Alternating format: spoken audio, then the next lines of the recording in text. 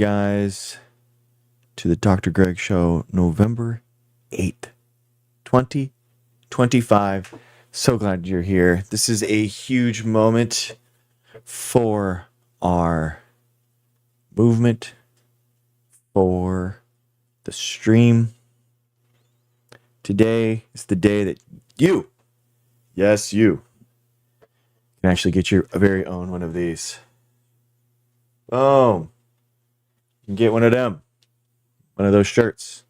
Shop.drgregshow.com. We'll take you there. You can purchase one. So shop.drgregshow.com. That's where the fun starts.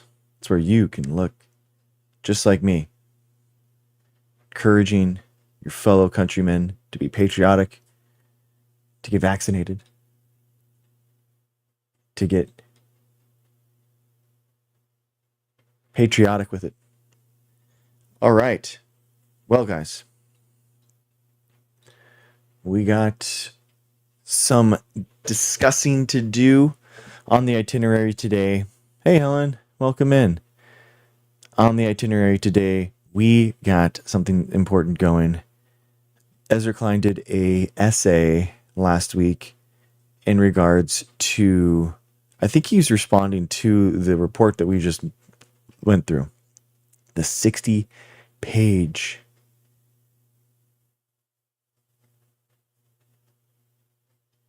report that we read through.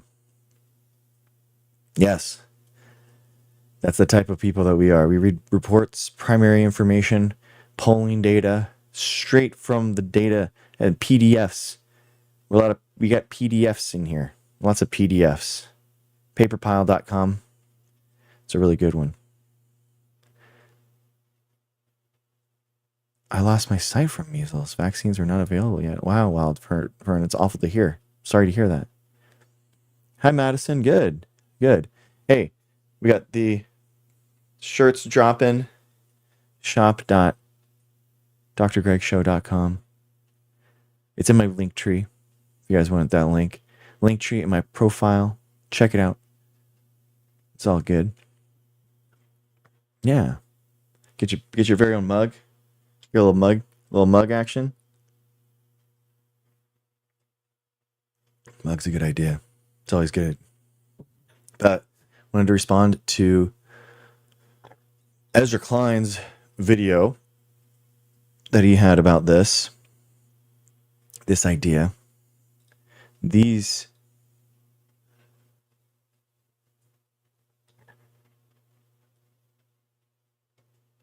reactions, this data that we have, the future direction of the Democratic Party. Where should it go? What should it do? And why? So we wanted to figure that out. Wanted to go over that video.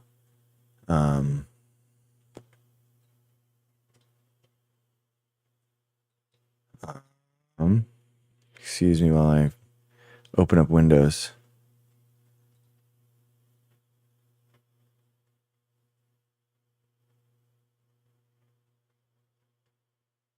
Okay. But first, shop.drgregshow.com.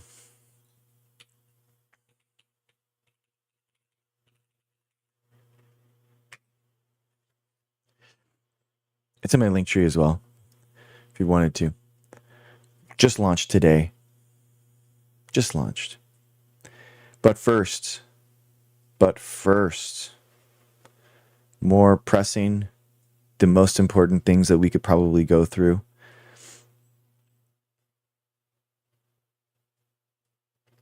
I wanted to go through what's up, Dude Cray? Since we are,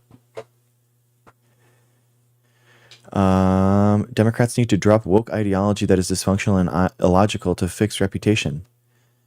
Yeah, I would say like political dogmatism, I would say. I think that the issues regarding institutional racism and stuff like that, I wouldn't drop those necessarily, but the idea that politically you have to have these views in order to be accepted would have to be something that,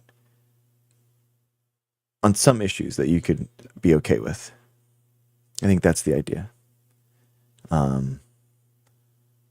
You can't be so open-minded that your brain falls out, though. There's a lot of people that are like anti-woke and saying that like women shouldn't vote or something too. So that's obviously a no-go. So there's ideas that you can push back for and you can fight for, and the important part is to be consistent and to fight for issues that you care about. And if you're going to go against the orthodoxy, have a good reason, stick by your guns, know why you're sticking by your guns, and fight for what you believe for. And people are going to respect you for believing what you believe in, rather than kowtowing to popular opinion. And guess what? You have the chance of changing public opinion that way. So I wouldn't just adopt any positions just because people gave them to you. That would be the idea. So, anti-men rhetoric, gender identity ideology that is hypocritical. Yeah, I think the anti-men stuff is very troubling. I agree with you. I was listening to the Focus Group podcast from the Bulwark, which is required listening, in my opinion, once a week. Focus groups are really interesting because they really get into the nitty-gritty of people that aren't necessarily like content creators, and how many of the like the progressive young Zoomer women, I think that men are insecure with strong women, so it's hard to parse out their insecurity versus like the anti-men rhetoric. And I think that men are being little bitches, and they need a they need to man the fuck up, basically. Stop like, their women are trying to assert themselves in the society and they're taking advantage of the institutions that men used to take advantage of fully, right? Education. It's a great one. Women are more likely to graduate high school now, more likely to enroll in college, more likely to graduate college, more likely to go to grad school, more likely to graduate from grad school. So what's happening is that women are using the institutions for their advantage for the first time. And men are very insecure about that. So much so that they're like, I don't need academia at all. I can just be a plumber. And you're like, what? Like what? Like how? If you no, it doesn't.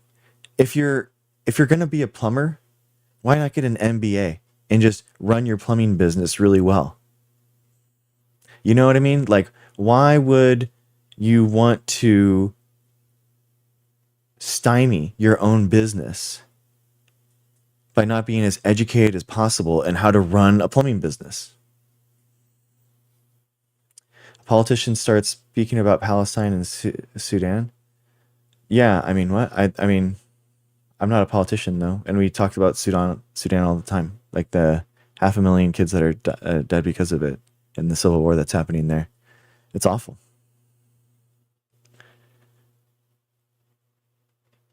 But that's not the distinction. Okay, Ryan. Yeah, we do. We constantly talk about it, Anna. Yeah, we literally 2 nights ago we were literally been talking about it. No, that's not true at all. If I didn't talk about it and we didn't like spend 3 hours talking about Sudan, 2 nights ago, then I would maybe be insecure about it. But we literally, I mean, the archives are there, and we do it all the time. Hey, what's up, Skog? My dad believes Trump and what he said of Tylenol, and what do I tell him to change his mind? You just ask him questions. I can't even say Palestine. What are you talking about? We talk about it all the time.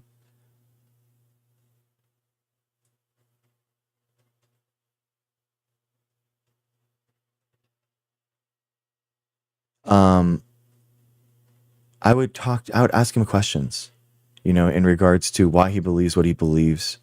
Think about what is changing his and basing his opinion on. That would be how you start that conversation. You're not going to be able to yell at him and course correct him, and do that, so you're going to need to just ask questions. Oh man. Yes, God, this Sudan videos are atrocious, man. It's unbelievable. 500,000 people, 500,000 kids have died. I literally have a YouTube archive of every single one of my TikToks. So, yeah. I don't care about making you believe what you believe. That's the thing, is I don't care about your opinion. What's up, Skywalker's daddy? How's it going? What's up? You hear me? Yeah. What's up, man? What's up? Not much. How are you? How many shots do you have? I've gotten flu shots Did you get the every year of my life, and then I got all my immunizations as a child, and then I got. It's like, so what do you mean? So I get shots all the time. You do? Yeah. What's wrong with a shot? Are you scared of a shot? I don't need a shot. Sounds like you're afraid. No, that's not how it works. Yeah, I don't put foreign objects in my body. Maybe you do. That's okay. You don't eat? That's okay. You don't eat at all? No, that's not what I meant. Yeah, because that's a foreign object inside your body. Yeah, I don't put dildos in my body. Do you? No? Probably. Okay. Are you alright? Yeah. I guess you do. Are you alright, dude? Sounds like you're really insecure. I'm just waiting for you to say something. I'm literally talking to you right now. Alright, let's talk. Really? Do you want to? I'm ready. We have been, and you haven't really said much, except for you being homophobic. No. Oh yeah, I don't like homos. They're nice people and all, but I don't agree with putting your dick in an ass. Maybe you do. Maybe you like your butt stretched out, leaking all over. Your ass alright, leaking? dude? Are you alright, dude? In your diapers? You wearing diapers? I know that your president wears diapers. I know, like, your president does? I bet your president wore them too. No, I mean, the Trump literally has a diaper on. Is it okay? I will say this. I'm disappointed in Trump. So because I he's can on say the that, list, and I voted for him. Because what? He's on the list. Probably. Yeah. Yeah, you still voted for him too, huh? No, I voted before, because he said he was gonna release the list. We knew about that. He was on the list before that.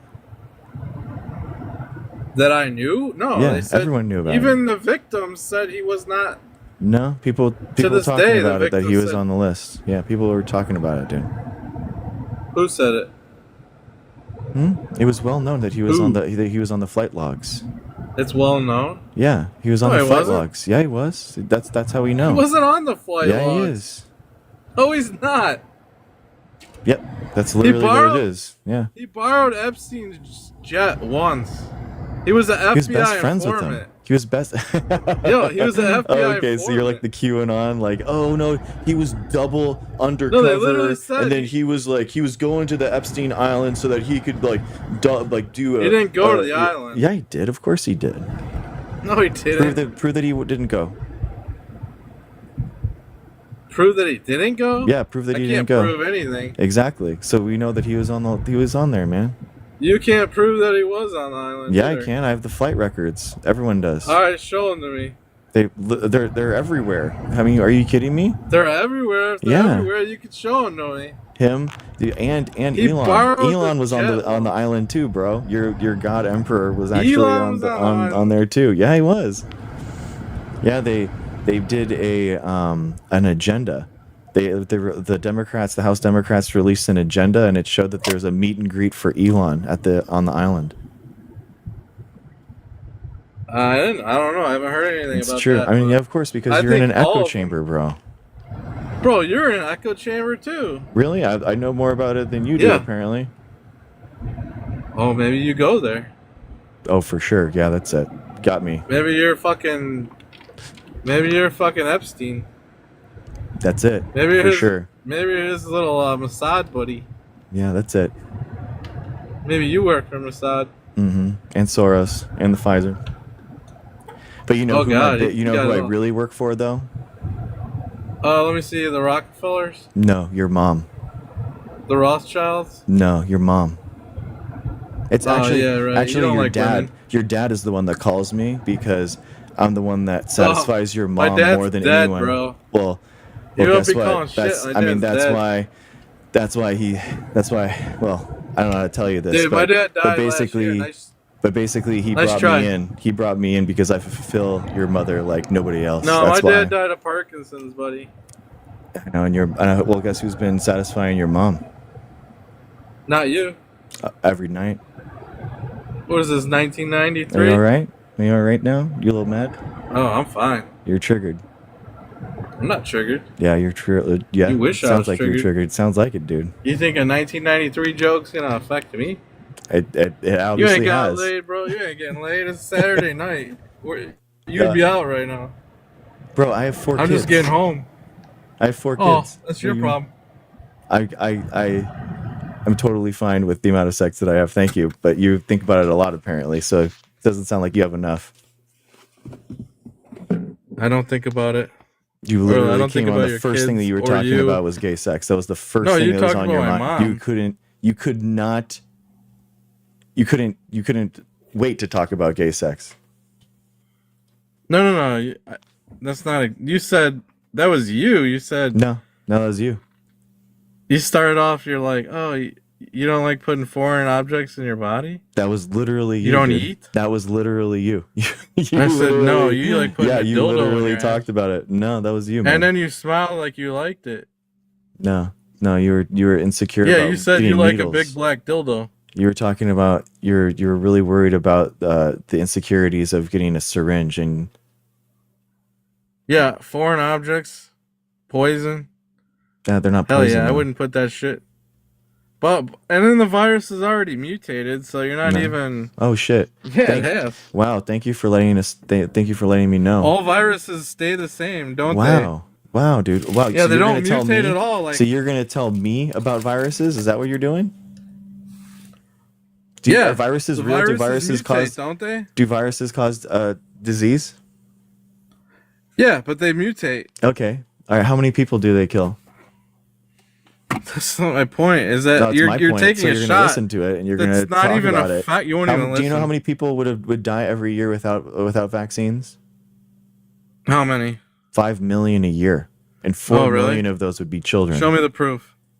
Epidemiology. Really? Did you just make that up? Nope. No, it's science, dude. You're science. Yeah. I'm a scientist. You just say it. I'm a scientist. Yes. Yeah, you know that's what I do. You're like Santa Claus. You think science is the same as Santa Claus? Yeah. You're just making shit up, bro. You're so triggered, bro. You're You're making shit up. You're like, fucking I love it. Oh, I love this. This is so funny. You're so triggered right now. How many fucking reindeers does Santa have? Like, you're just fucking making shit up. You're so mad, dude. You can't. How fast does fucking Santa's reindeers fly? I want to know. Can you tell me? 5,000 miles per hour. You're so mad because I actually have data. Where's the proof? I have data and proof and you have studies, data. And you have nothing. Really? And you just have feels. Oh, by your liberal, like fucking paid off scientists. Oh, you got climate change too, right? You're gonna tell me about that? You don't even think that diseases kill people every year. Yeah, what are you talking about? Okay, so then how many people do they kill then? If it's not 5 million, the vaccines don't work. Oh, okay. The Is that virus right? is already mutated. Oh, dang. Well, I'm glad that you told us that. I didn't know that Yeah. before. I didn't know So that your viruses shot could doesn't mutate. work. Wow. Just makes you sick. Wow, I didn't think about It that. releases Wow. spike protein in your body. Oh my gosh, look at you. You know a vocab word. How many Yeah. years did it take for you to learn that one? Oh, 5 years, dude. Yeah, probably. Yeah. Yeah. Yeah. Big Pharma. Yeah, I No, trust Big just is Pharma. this Mad Libs night where you just regurgitate what you heard from like Sean Hannity? Big Pharma has never Big killed Pharma, millions of people. Peter Daszak, Eco Health There's Alliance, Lab Leak. tons of What's lawsuits next? What's out. next? Oh, lawsuits. Okay, that's a good one. Why don't you just take some Ozempic? Oh man, you're going through it. Big Pharma. Oh, just Why don't talk you about get food that dyes. diarrhea Why don't you going? talk about food dyes now? Big Pharma boy. Big Pharma. You like that, Rockefeller? No, I'm more about a nano pharma. That's what I'm all about. You like those nanobites? Yeah, nano. You're gonna put it in Coke. You're gonna put it in all our food so you can track us. Yeah, that's exactly it. Yeah, you want a digital prison? We know how you liberals are. Wait. Is this? I thought it was Trump that was actually creating the digital records for all the medical records. I think they're all working. Do you realize that team. RFK is actually creating a medical records thing that for all of us? Yeah.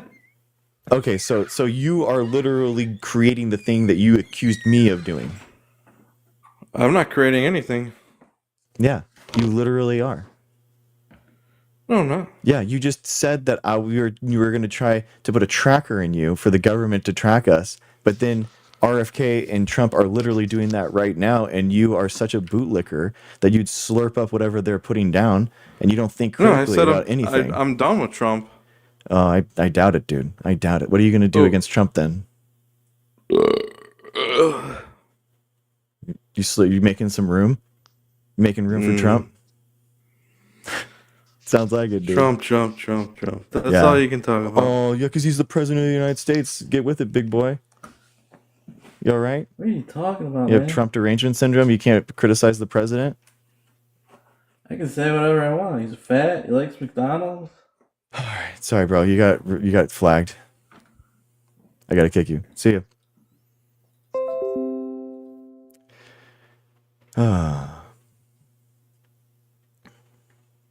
Okay. Annoying.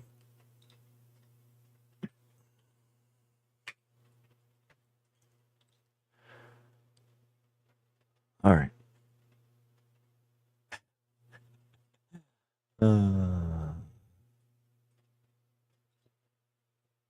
All right, guys.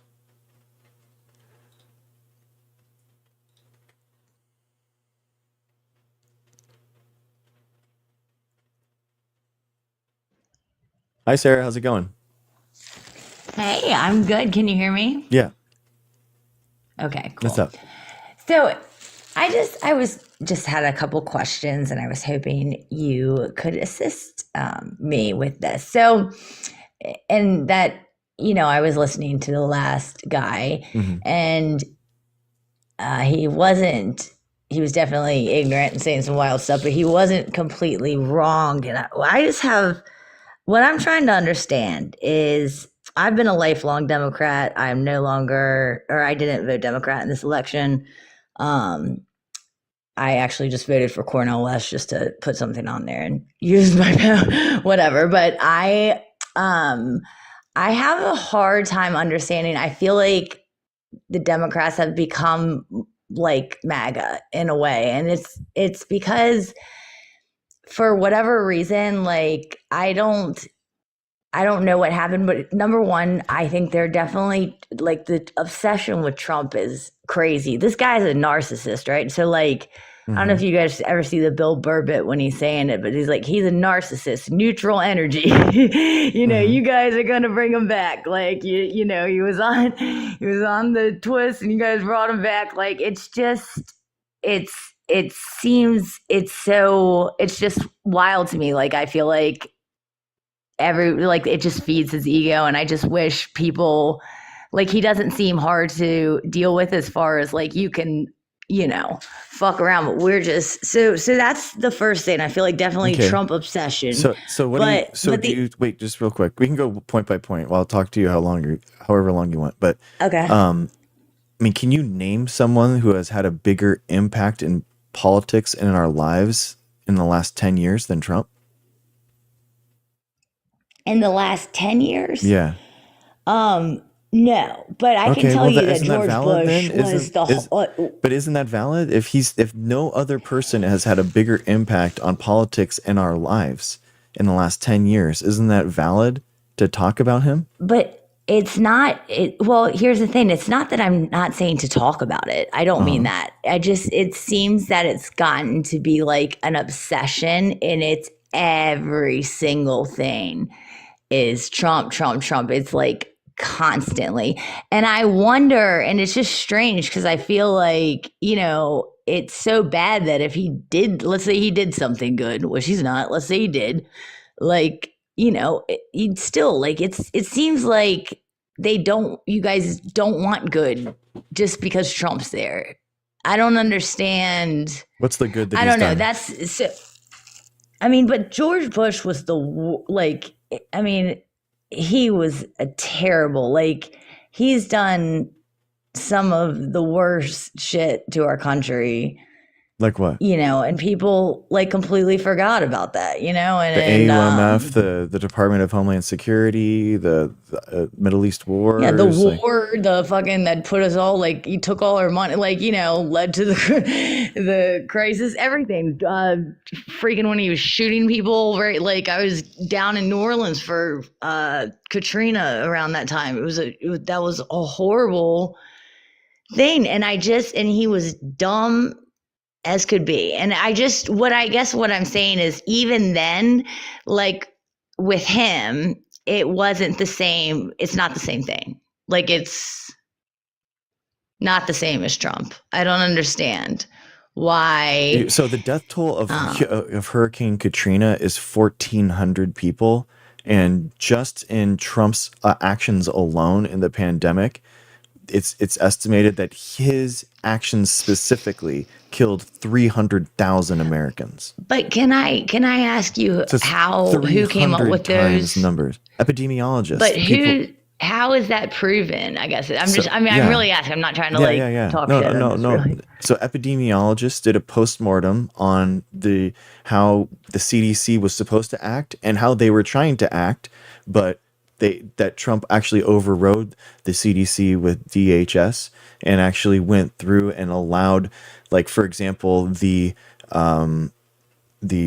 cruise ships off the coast of California when Trump was still denying that there was a pandemic and that he was denying that there was any type of virus. He let those people in. The CDC wanted to go in full protective gear. They wanted to quarantine those people, but DHS overrode the CDC and brought all those people in. And another example is that when we knew that there was a pandemic going on and Europe was closing down their ports and they were closing down their country, we let those people those Americans into our country without screening them at all. And by the way, with a qPCR test with primers that weren't validated, that caused initial distrust of the methods that we were using to identify the virus. We let those European travelers into our country without quarantining them again. And we know through genetic sequencing, a majority of the viruses, of the SARS-CoV-2 viruses in the United States actually came from those European strains. So specifically, we know that we can tie it to that. We know. And that makes sense. The whole COVID thing, that's another thing. But yeah, you mentioned Katrina, but I mean, who knows what they were doing in Iraq and 9/11. I mean, if we can go on so-and-so says this about Trump, we can go ahead and say that 9/11 was... Honestly, you know what? I was actually December, before January 6th, I was actually making your case that in Trump 1, that, you know what, he was a disaster for the United States, but I don't think that Trump was as awful for the world as George W. Bush was in regards to what you're talking about. with January 6th, and specifically now in Trump 2, with the tariff wars and all that kind of stuff, he's obviously way more detrimental, obviously. Right. And but I guess the other thing is too why I just find it frustrating is it's not You're really muffled right now. Oh, sorry. There you Is that It's okay. better. It's better now. Okay. Just with Trump, I get it. Like I do understand. I just don't. What I did see, I will say this, and I'm wanting to be very clear. Like I can't stand Trump. Like, this is not. I'm not a Trump person. So just to be, I understand. I've been being called one for so long though. So it's you know what? I mean, difficult. I think. To reach common ground with you right now, I mean, I do genuinely think that the politics of the Democratic Party has been defined heavily by Trump, and there really is no Democratic version of the future if they elect Democrats to office. So like I can understand that there was a lot of like anti-Trump framing of like politics and laws, but at the end of the day, like I think it's important to be critical of him, you know, when he is doing awful things like breaking the law. And I guess he did an insurrection. Actually, he tried to overthrow the government. He got our own country, attacked by our own people. I get it. No, like trust me, I agree 100%.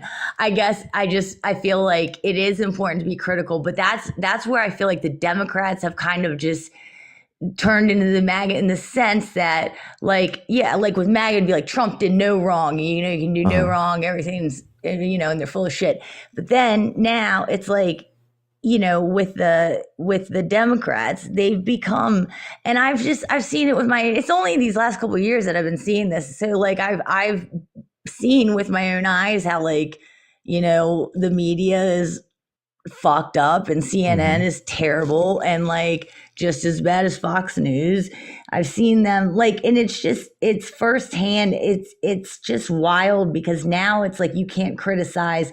So when Joe Biden was, before he got taken out, I remember I'm going around and I'm telling people like, Joe Biden is not okay. He's not okay to be up there right now. Like he's gotta go. He's like Weekend at Bernie's. We got to get him out of here. And nothing against him, and people would just, ride me like, you don't know what you're talking about. He's fine. Like the da da da. And then, he stepped down, and it's like, then everybody was, I don't know, it's just so weird to me how all of a sudden there's just a lot of lying going on in the Democratic Party that I just didn't really understand. What would be the main policy or main thing that you wish the Democrats were pushing or focusing on? I don't think it's a policy. I think that they need to stop focusing so much on Donald Trump and come at it in a different and focus on what? Angle. What would be your top priority then? To not give this guy so much fuel and attention. Instead, what would they be fighting for? Would they be fighting for like affordability? Would they be fighting for wages to go up? Would they be fighting for increasing scientific spending? Would they be increasing they can fight whatever they want, but if they just do it and talk and stop talking about Trump like everything, like it's every fucking thing. Like that last guy was saying, like it is true that it's everything. And that's just not the way, like these No Kings marches, like I get the concept, but you're basically, you're calling the guy king. So that's what that's doing. And he loves that shit. And I feel like if they didn't pay him so much mind as far as just constantly going, I think, he'd go crazy because he likes it. That's what I don't think people realize that but what should the Democrats be focusing on instead? Like what? Like they should focus on getting somebody that's going to be able to that's going to be able to. What would resonate with you? What would be the issues that would make you want to vote for a Democrat as opposed to throwing away your vote with like a third party person? Not completely just being hypocritical and lying. It was tough to see. It's tough with the virus, even with COVID when that was happening. I remember initially speaking that definitely came from the Wuhan lab, and I meant that in no kind of. It didn't. It didn't though. No, it didn't. Where'd it come from? All the science shows that it did not. It was a natural zoonotic spillover event. Yeah.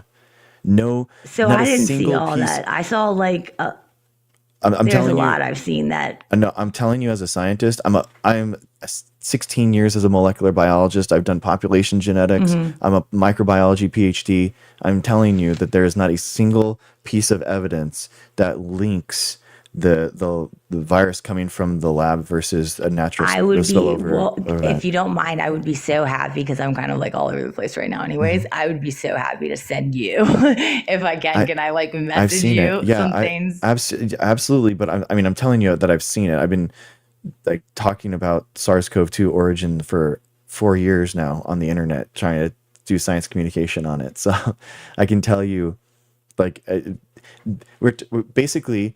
So we can do sequencing in bat coronaviruses that are in these caves, and they because of urbanization, China has been demolishing these caves, and that's causing a lot of spillover and a lot of evolution within these coronaviruses. And China has a unique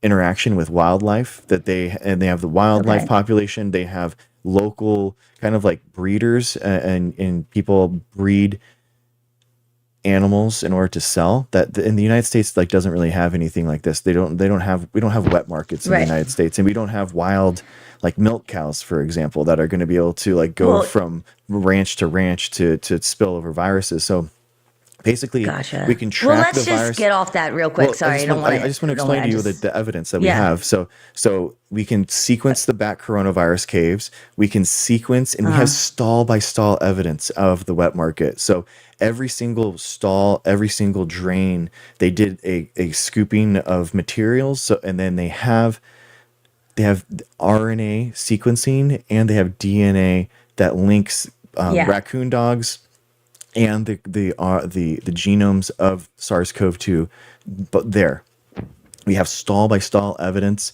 And then also there was actually 2 strains that outbroke within 1 week of one another, and we know that by genetic sequencing. So they're divergent, and we can track them.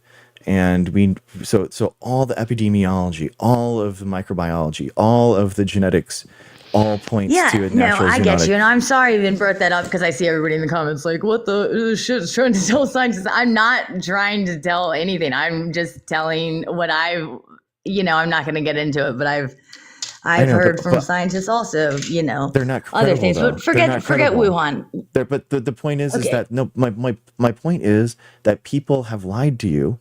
And this is what my frustration is. No, but that's my point. People have lied to me, and I'm so frustrated. Not people, the whole world's been lying our whole lives, and I'm just gradually starting to figure out all of this shit that because the internet or whatever that's not it's just not okay, and it's not both.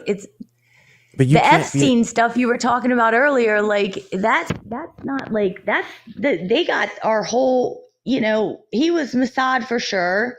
Like, I mean, you can try to debate that if you want, but like, but you understand that you can't be an expert on every single issue that exists in the world.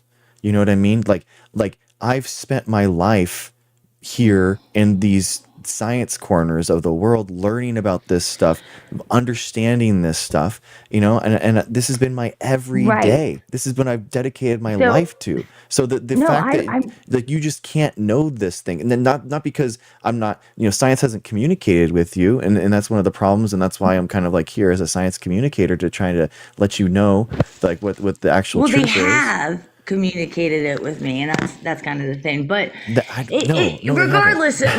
No, they haven't. Okay. I mean, I'm, It's if you say so. no, because you think that it was. That's the thing, is No, that I'm that's saying not I've heard from science. scientists. No, they're not Okay, credible but scientists. That's what I'm saying. okay, well then, okay, well that's they are, but that's okay. Like if you, I'm Who are not. you to Look, I tell? got you. Wait, but no. The point is that it's ultimately not up to you or up to me to say who the scientist that is credible or not. It's the studies. It's the studies that link all the data together. And so that's the thing, is that But you were just saying that I don't like. It's not from scientists. So I was just saying, that it was. But but forget those that. Let me just ask the you this, point is because that those science this is a good example though.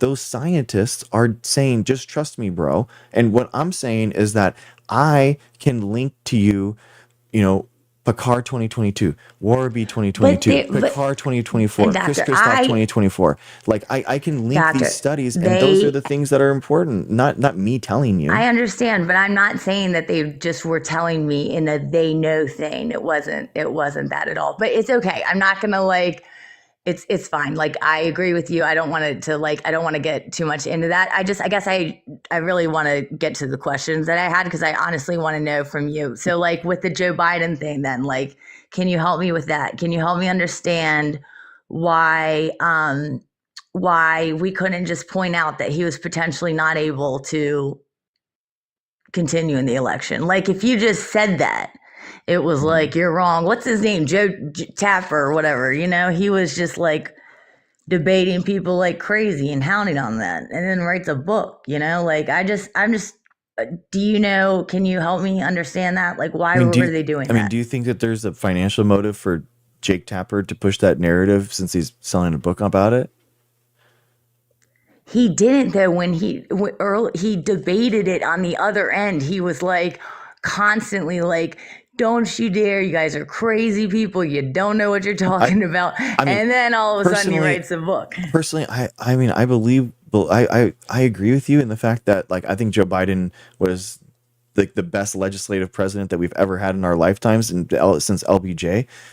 He's got more stuff done and passed that we needed as a country than But any you other president. couldn't understand just looking at him that he wasn't going to be okay to continue. Like why? I'm trying to figure that out.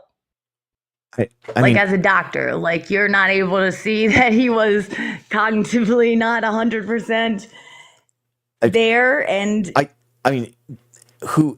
That's the thing, is that, like, that's the weird thing.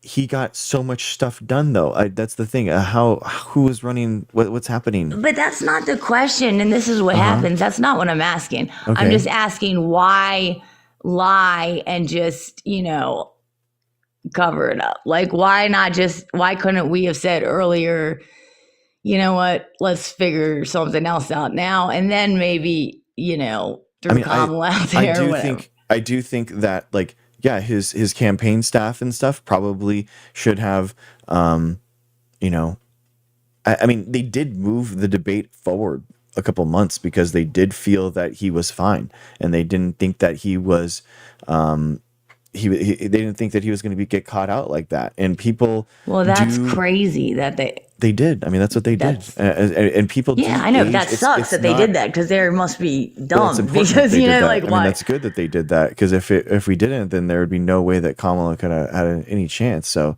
but people don't age like linearly. People like age in like a stepwise progression.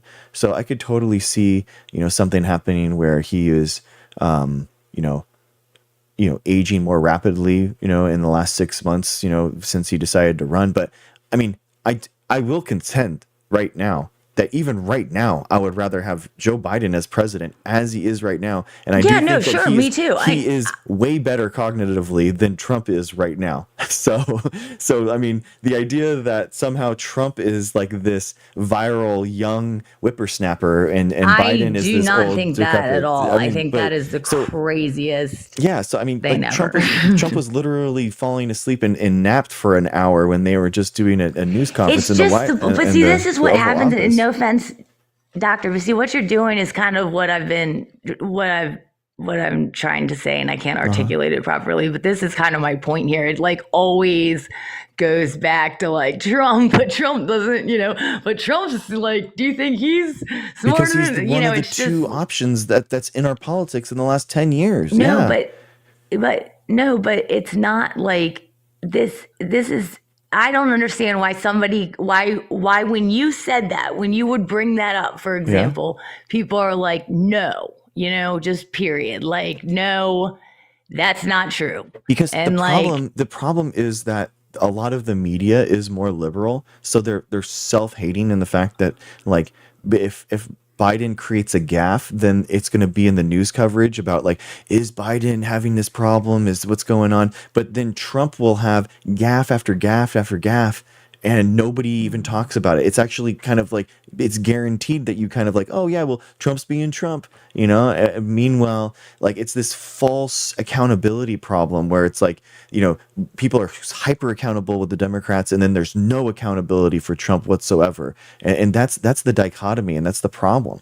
well, that's exactly right. That's just kind of how I feel. That's exactly how I feel that it's just kind of changed. It just, where it was always like that with MAGA, and I feel like it's just kind of been like that with the Democrats now. Like they just, and with Kamala, even like she, everybody was getting mad because it just makes me crazy that he was going around, like he was, going on the podcast and doing all that kind of stuff. Kamala could have done that.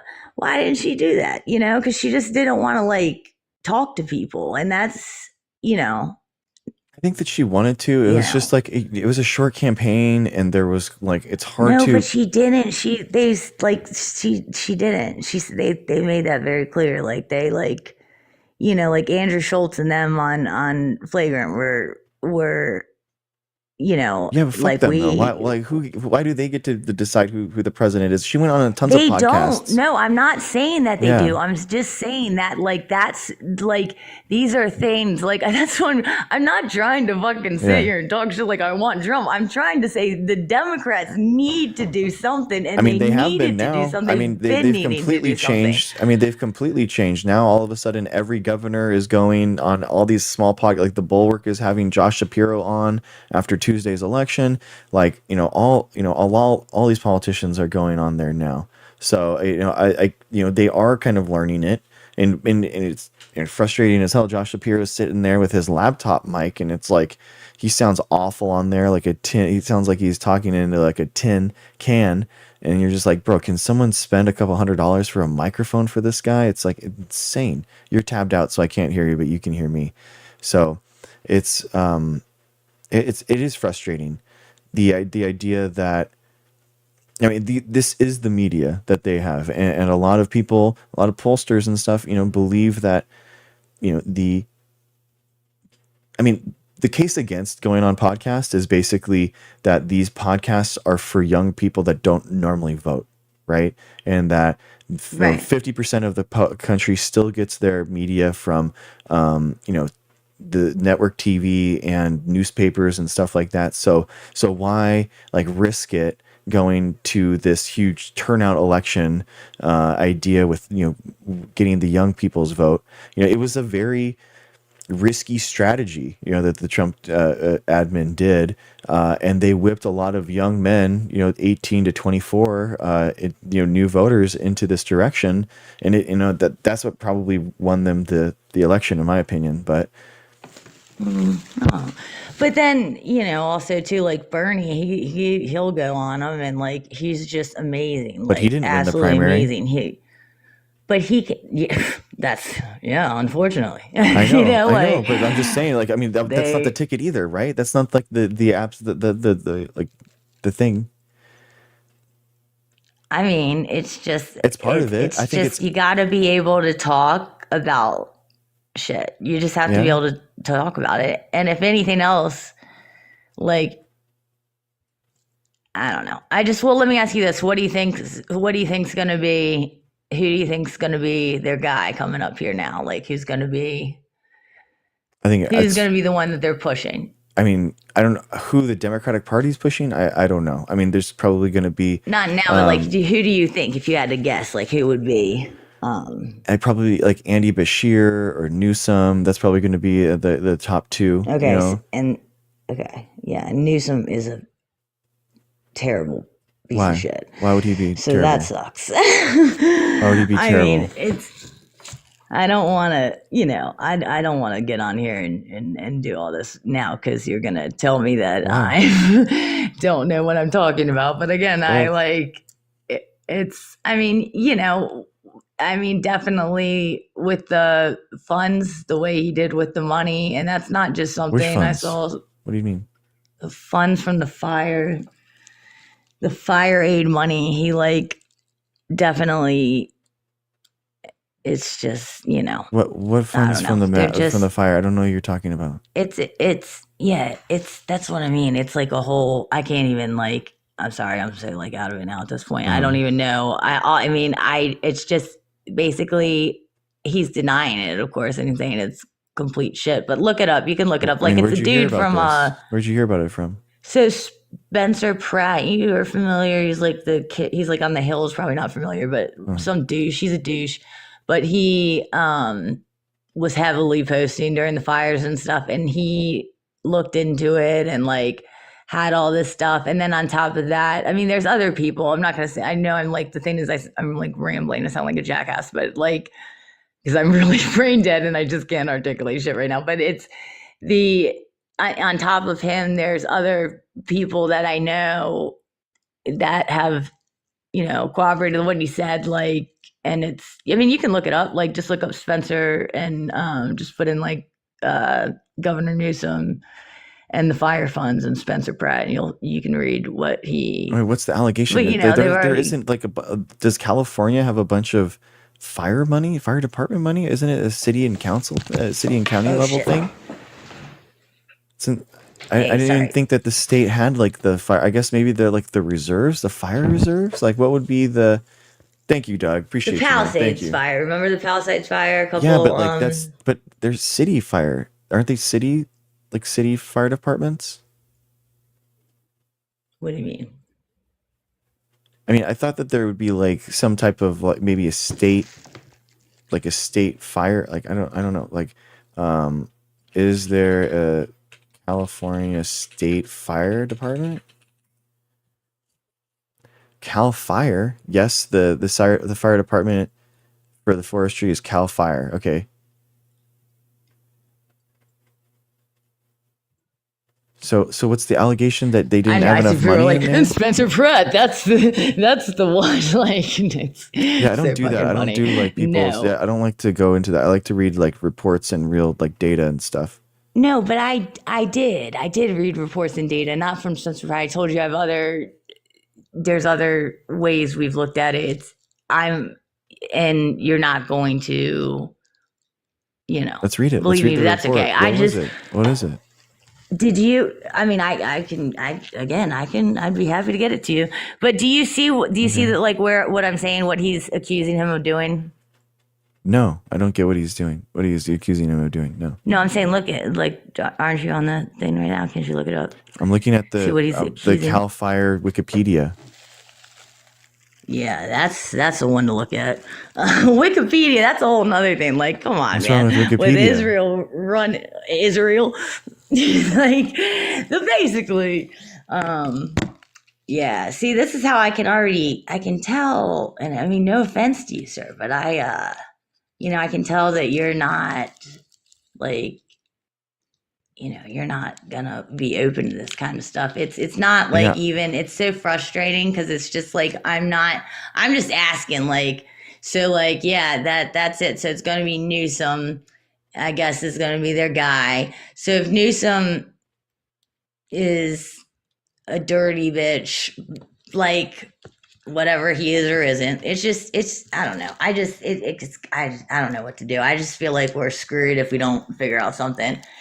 And I don't know. I guess instead of just all we're doing is saying, no, but Trump is, doing this and Trump is doing that. And it's the end of the world. And we're having king's marches, letting him know he's a king. It's I don't know. Half of this stuff, I believe that I'd like to say the Democrats or very responsible for helping put Trump in the office, just because, you know, they stayed fueling his I'm ego, just and curious, like, just humor me. Sorry, just like, so do you think that viruses cause disease? I mean, what I don't. Do you think that like germ theory is real? Why are you asking? I'm just curious. I I'm guess it's just like a, oh, sure. thank you, Diamond, thank you. Do you think that viruses cause disease and that they're real? Yeah. Okay, cool, sweet. Lab leak, we've already gone through that. Do you think that the moon landing is fake? No, I'm not doing. No, I don't Okay, know, and okay. I'm not a conspiracy Are we on a person. flat This is Earth? all like, Okay, I'm just curious. dude. Just like a couple more questions. Do you think that No, the Earth is I'm just flat? curious. What are you? No, but see, this is what you guys do. What I'm just is the curious. Democratic Party? I'm just curious. I mean, like, how old is the Earth? Do you think it's 6,000 years No, old? no, I don't think it's flat. No, I don't. Okay. It's just really quick. It's just I'm just curious. No, yeah, Like, no, I don't. do you think Nope, that I do evolution not. is real? Yeah, Okay, are dinosaurs real? yeah. Okay, Do you are think humans that are just like three or four more? I'm sorry. Just is climate are humans negatively impacting the environment? Yes. Fuck Okay. yeah. Okay. Okay. All right. So okay. So these are the scientific consensus questions that we ask just to try to see like kind of like where people feel about like scientific consensus ideas, right? So I mean, you believe in a lot of scientific consensus that exists. So the lab leak one is actually the only one that really stands out. So so I think Well, I think that's good. I mean, I think that's with good. yeah, and I truly am. Like, I just it's just it's been a very frustrating process because I feel like there's just the Democrats aren't wanting to hear, and I've just found, and it's not anything crazy. It just, I started to see with Trump, even like, he's a piece of shit. Don't get me wrong. This guy's like, I, the other thing with Trump is too, and I'm not trying to say like he's, again, these are things that I just happen to know. Like, I've never cared for Trump. Like, I had friends that used to work on The Apprentice and like, you know, in the production and stuff. And he was like a big, like he like blows lines of Adderall. Like, he loves Adderall. He goes crazy on the Adderall. So like, and again, this wasn't anything to, you know, whatever. So it's like, and I feel like it's obvious, you know, he's fucking out here. But I don't understand why. And I guess that's the other thing. Like, I feel like when you do see Republican pundits and stuff, like now, it like, what's her name, like Candace Owens and people like that are like, yeah, listen to her, now she's switching her tune. Like, that's not what's happening. Like, she's just being critical of who she's, and that should be okay. We should be able to do that, I feel like. And I don't What would be understand. who would be your your main or your ideal candidate? I mean, Bernie, but unfortunately, you know, Okay. I just think he's, you know, Anything else? but yeah, Anyone else? Bernie, I like Pete Buttigieg, Oh, you know, interesting. Okay. yeah. And, you know, but I just don't know. It seems, and I'll be honest, I gave up on like looking at the news and stuff like that. Like, and like, it just very frustrating.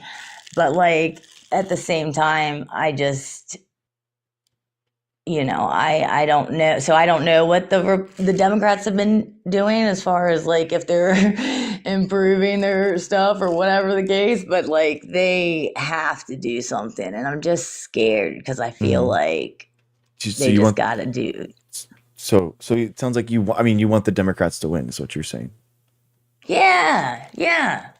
That's what I've been saying, but Yeah, I just don't yeah. understand why I can't make suggestions and ask things about Trump, Yeah. like That's fair. without me being told that I'm completely wrong. Or, for example, with the Wuhan thing, that lab situation, like, even if you're just saying, you know, I think, and you're right, I did say I know. So, but prior to that, like let's say I'm saying I think it might have come from the Wuhan lab.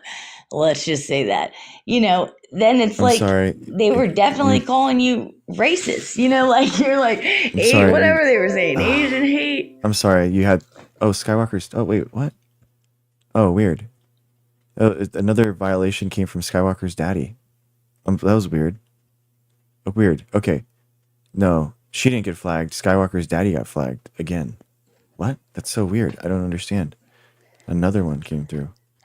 Okay. Yeah. Well, I'm just gonna I'm sorry. I'm just gonna be yeah. I guess I have to be safe. But thank you for coming up and talking with me. I think that it's all good to have criticism, and I think that it's a good point to have the Democrats be pushing for their own vision that's not just anti-Trump. I think that that's a good point. Yeah, and Okay. they just. All right. Thanks, Sarah. I appreciate you. Have a good one. Yes, thank you. Bye. All right, bye. All right. All right. Thanks. Sorry. I don't know why that bunch of notifications came up, said that the guest got a warning, but then it was all for the previous guest, so I don't understand.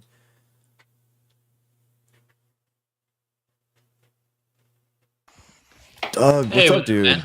How's How it are going? Good, man. Good. Yeah, so that was a little frustrating to talk to, huh? Yeah. Well, I mean, not that bad, man. I understand. I think it's a good. I mean, it's my frustration with the Democratic Party right now is that there's no coherent vision with like what they're fighting for, and the fact that like MAGA does such a good job of giving you this weird Norman Rockwell vision of the United States that never really existed, but like let's say that it did, and for everyone, and everyone has that possibility. The Democrats have no idea of like what they're shooting for. And we were actually just going through the Welcome report, which is the deciding to win report thing. Is like 60 pages, all about the polling of what Democrats, like the popular ideas that they should be fighting for, and 5 out of the top 7 most popular policies that the Democrats should fight for are all about Medicare and Social Security. Like, because it affects most people. That's what people care about. Yeah, how are you going to get young people or anyone in our generation to care about your politics if all you're doing is saying like you just got to hang out with us for the next 20 years, 25 years until anything gets better? Like, they need to take a page from Domney and Bernie, right? Like they were very authentic. They answered questions straight up. People really like that, like they really like that, and people resonate with that, and that goes a long way. And I don't know why Democrats don't do that. Like they just continue with their old ways, and you're shooting yourself in the foot.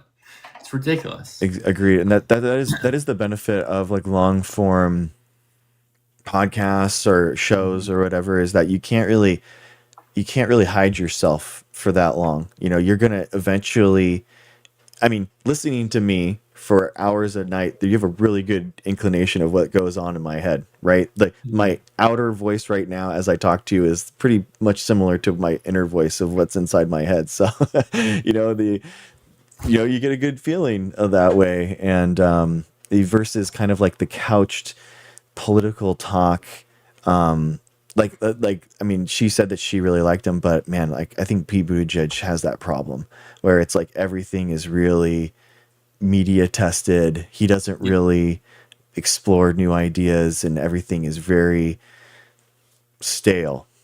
Yeah, he's more of an establishment Democrat for sure. Yeah, he really is.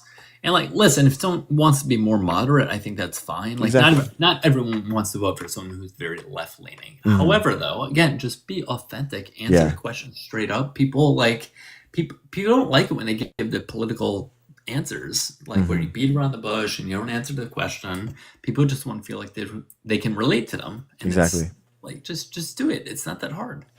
It's interesting, like how much like Bernie resonates with people though, in regards to like he makes every question. It doesn't matter what you asked him, like the weather of Baltimore. or something caused a plane crash, and he's like, the plane crash is great, but in reality, the plane has nothing to do with the amount of wealth that one person has that, that is the same as 52% of the population. Like everything all ties down to that one message. And he's so hyper focused on it. And it's so interesting because, I'm a huge Bernie fan myself, but I mean, you can just, I've listened to all his like speeches and during the campaign and stuff. And it's like, okay, he's doing the thing again. And you're kind of, you know what I mean? He kind of just loops, but in a good way though, right? Because it is an important thing, but people people see that as authentic. You know what I mean? Like, why not answer those questions in that way? Yeah. And listen, as much as I do not like Trump at all, obviously he's done something good in the sense of like he's gotten his whole crowd riled up, right? Like clearly there's something that he's doing that he likes. And I don't want to say he's authentic in the sense that like he he's not authentic in the traditional sense, but he says what's on his mind. People seem to like that, right? And so I'm not saying Democrats need to find somebody like Trump, because obviously not, but like in the sense of just saying things that resonate with the regular people and just being themselves. People like that. They really, really like that. Obviously, don't do it like Trump, but there's ways you can do it better, for sure. Clearly there was a reason why people liked him, right? Yeah. And so, Democrats need to learn a little bit more, for sure. He does a great job at convincing people that who Trump is not advocating for whatsoever, that he is their biggest champion. And it's wild to me. Like he can't stand these, these poor people that are in these rural counties and stuff. He really doesn't think about them at all and despises them. And like the SNAP benefits, they're literally going to the Supreme Court right now, begging them to not be able to give those people SNAP in food stamps, which is, 70% of them are in Republican counties. And it's like, he's doing everything that he can to not give Americans food stamp money while he's also bailing out Argentina for $40 billion. They had the money to do it. Priorities weren't there, right? So. He literally, and it's wild. Yeah, listen though, his approval rating is dropping quite a bit though. It has been dropping a lot. He was up 12 points when he first went to when he was first inaugurated back in January 29th, right? And right now we're looking at negative 13 points. So it's gone down quite a bit. And it's only going to get worse. It hasn't even been 1 year. So it's interesting. The 18 to 24-year-old guys, they didn't stay with him for all the elections that happened on Tuesday. They came back to the Democrats, which is interesting. Like it was just kind of like I don't know if that's like a fecklessness thing or if they were kind of like things aren't changed and now we're going to try the other thing again. But it's hard for the Republicans to hide right now when things are going so poorly for younger people. Like right now, the economy is doing incredibly well for like 7 companies in the world in the economy. That people joke about it on CNBC and stuff, where it's like the S&P 493 is down a bunch this year, but the Mag 7 are all up. And if you're a billionaire, you're doing great.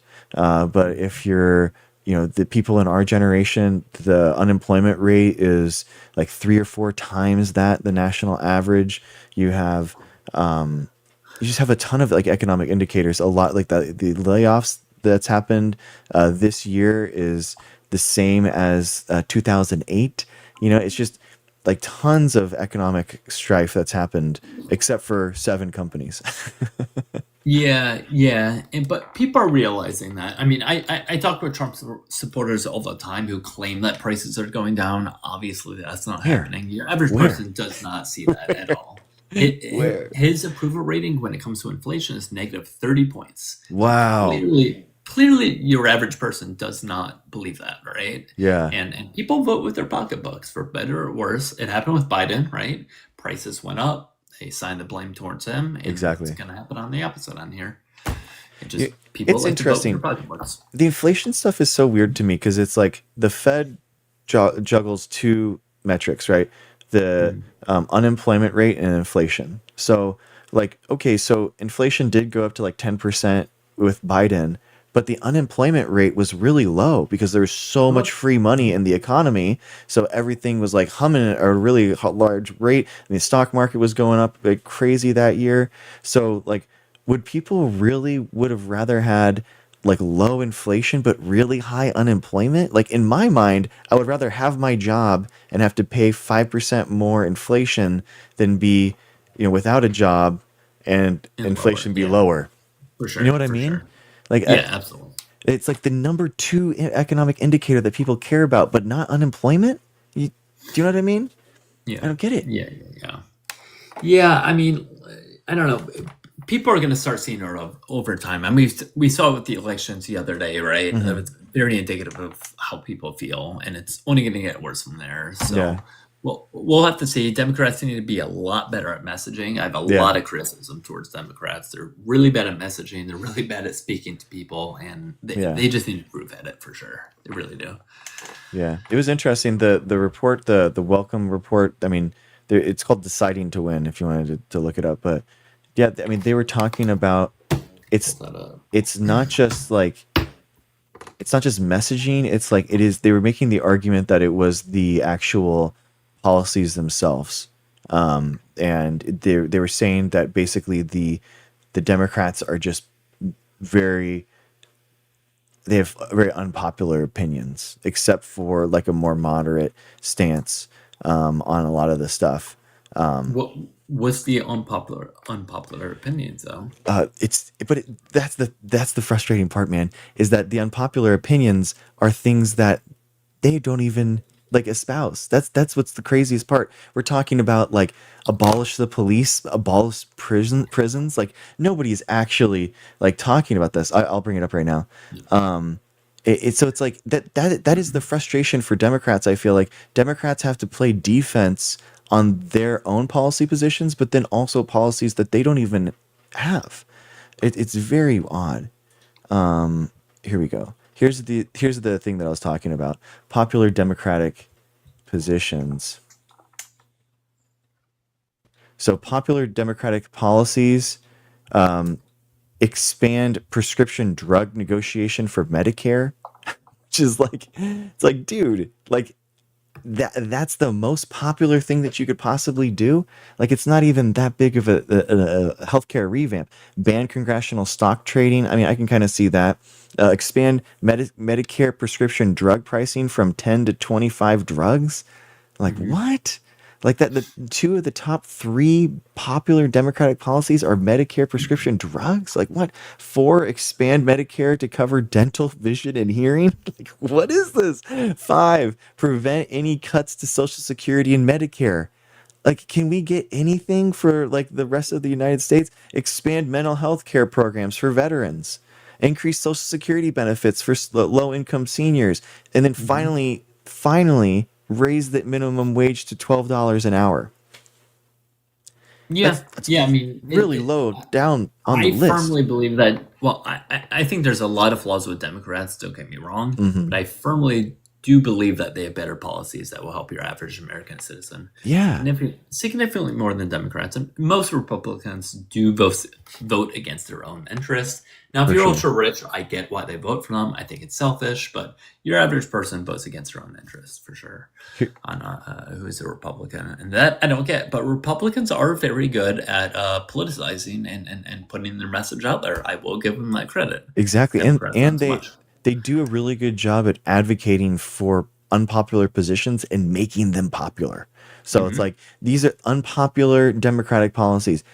who is honestly talking about of the police? It was all about like defund, like maybe don't have like San Diego, for example. It's like 35% of our budget is the police, which is like the number one thing that we spend our money on. Like come on, like I could think there could be some type of cut that could be there, minimizing overtime or something like that. Abolish prisons. Again, that's not a democratic policy. Providing free healthcare to undocumented immigrants. Again, this is just like disinformation nonsense. Like what is going on here? Lower the voting age to 16? What is who is talking about this nonsense? Yeah, well, I mean, there's so much misinformation out there that people just seem to buy into, Yeah. and it's hard to convince them out of that, and that's the issue. It's really difficult to do so. Yeah. But yeah, I don't know. It's hard to combat it. It really is. I do my best on my lives. I have had tell people that people that told me that they do change their minds, which is nice to hear. Nice. But I wish it was more. Yeah. You know, but we'll have to see what direction it goes into. Yeah. We'll really have to see it. I think you just have to. It's going to be affordability. I think that's just you're right in the Mamdani campaign, like just hyper focused on that, and that's a huge winning issue. Like affordability, Epstein, and like that. That's it. Like you just keep going on those two issues because that the second one seems to be like a splintering of like the Republican base, and you just kind of keep reminding people of that. Yeah, I mean. Yeah. I mean, listen, I don't love the two-party system to begin with. I think there's a lot of issues with it, but it's what we have, so you got to make the best out of it. I think it would be much better if we had multiple parties. There wouldn't be this left-right divide, right? And I think that inherently causes this division that we have. Yeah. Right? People view themselves as part of the team, and that's not good. That's not going to be helpful. It's not, but that's not going to change. I know it is kind of ironic that like we are so anti UK in our politics at the start of the country, and yet we would be way more like fans of the parliamentary like system than like a representative democracy that we have. So just ironic. But I mean the sectarian groups in the United States have existed, like the big, some of the big movers and shakers in the union movement were anarchists, that were coming together and actually made a lot of, obviously they're anarchists. They're not going to believe in like oligarchical power structures, but they helped forge unions in our country. So it's like, I think it's at the end of the day, the Democrats just need to come together more. We don't like all rally around coming together and like having a unified vision that we're kind of like making progress on. The Republicans have all their factions, but at the end of the day, they crack the whip and you're either with us or you're against us on voting for Trump. That's it. Yeah, there's a lot of infighting between Democrats, and I think it's good to call people out within your own party. I think sometimes they do it too much to the point where it kind of hurts them a little bit. I think there's a happy middle ground where you can call people within your own party, but not to the point where it's hurtful. Yeah. So you may disagree with that. I know some other people would, but like there's a fine line. I think there really is. I think it's good. I think constructive criticism is good, but I don't think that again. I think that it's important that everyone comes together and realizes even when I did vote third party in 2012. Like, let's be real. There was a candidate that I wanted to win, right? Like I was voting third party, but I would have preferred Obama to win. And when he won, I was relieved. So it's like, it's the same way. A lot of these guys, that talk about how electoralism doesn't solve anything and elections don't matter. Now they're showing up at Mamdani's, victory party, and they're all excited that he won. So it's like, wait, I thought elections didn't matter, guys. But I'm glad that they're coming around to it and they understand now, and it's cool. Listen, I think Madamni is far left as somebody can run within politics, probably. Like, he was a social democrat, right? Like, I don't think anybody can describe himself as a communist and run in politics, at least within the U.S. That's as far left as you can probably go. Agreed. And that's fine. It's a step in the right direction. So, but I don't understand the issue with his policies that people don't like. Like, what's the problem? He's offering increasing the taxes on the rich by 2%. Is that really that big It's of a problem? nothing. That's nothing. It's absolutely nothing, and it would fix so many issues. I don't know why so many people have issues with that. It doesn't make any sense. Especially when billionaires don't pay any taxes. They don't pay any taxes, guys. They take loans out on their unrealized stock gains, and then they daisy chain those loans together so that they don't actually ever like pay any taxes, because they don't sell their stock, in order to actually have to pay capital gains tax, or which is insane. Like it's like the fact that these people are paying so little, it's they're just absolute parasites to our society. They pay less of a percent than your average person does. Exactly. I was watching a video of a guy who makes like 22 something million a year, and he was taxed at like 2 million. That was it. It was crazy. It was crazy. We pay much higher percentage average person. Yeah. Yeah, dude. I day trade options, so I'm paying on my normal, all my the amount that I make in profits would be at my normal income level. So I'm paying like 32% on this stuff, on the the gains that I make, and it's like these guys are not doing any of that. They're not paying any, because they're not selling anything ever. So it's wild, man. Like I really think that it has to be pushed on every conversation that like we have the money. It's just not being spent on you, and like the priorities for our government is just not. It's not with the people, and the people there is a government that is working really well, and it's for billionaires. Yeah, for them it works great, but like, why don't we refer to the other countries that are social democratic countries that do much better? They have level rates, high rates of happiness, education, lifespan. Everything that you can think of, and like, why would we not do the same? And we pay more per citizen for healthcare than they do. I know We'd exactly. think if we at least pay more, that we would at least have better outcomes, but that's not even true. Yeah, I mean, I will say, I am. I mean, a lot of like Denmark, for example, though, is like it's a constitutional monarchy.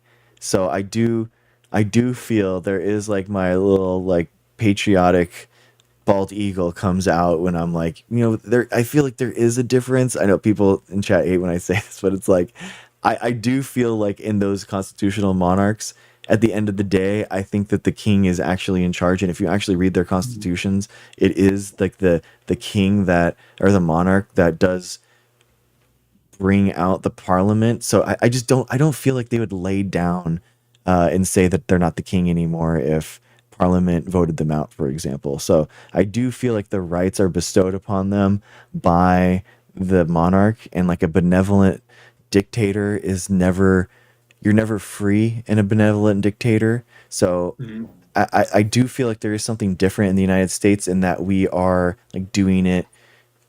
We are citizens, and we are doing it for ourselves, with ourselves. I don't know. That's just me, though.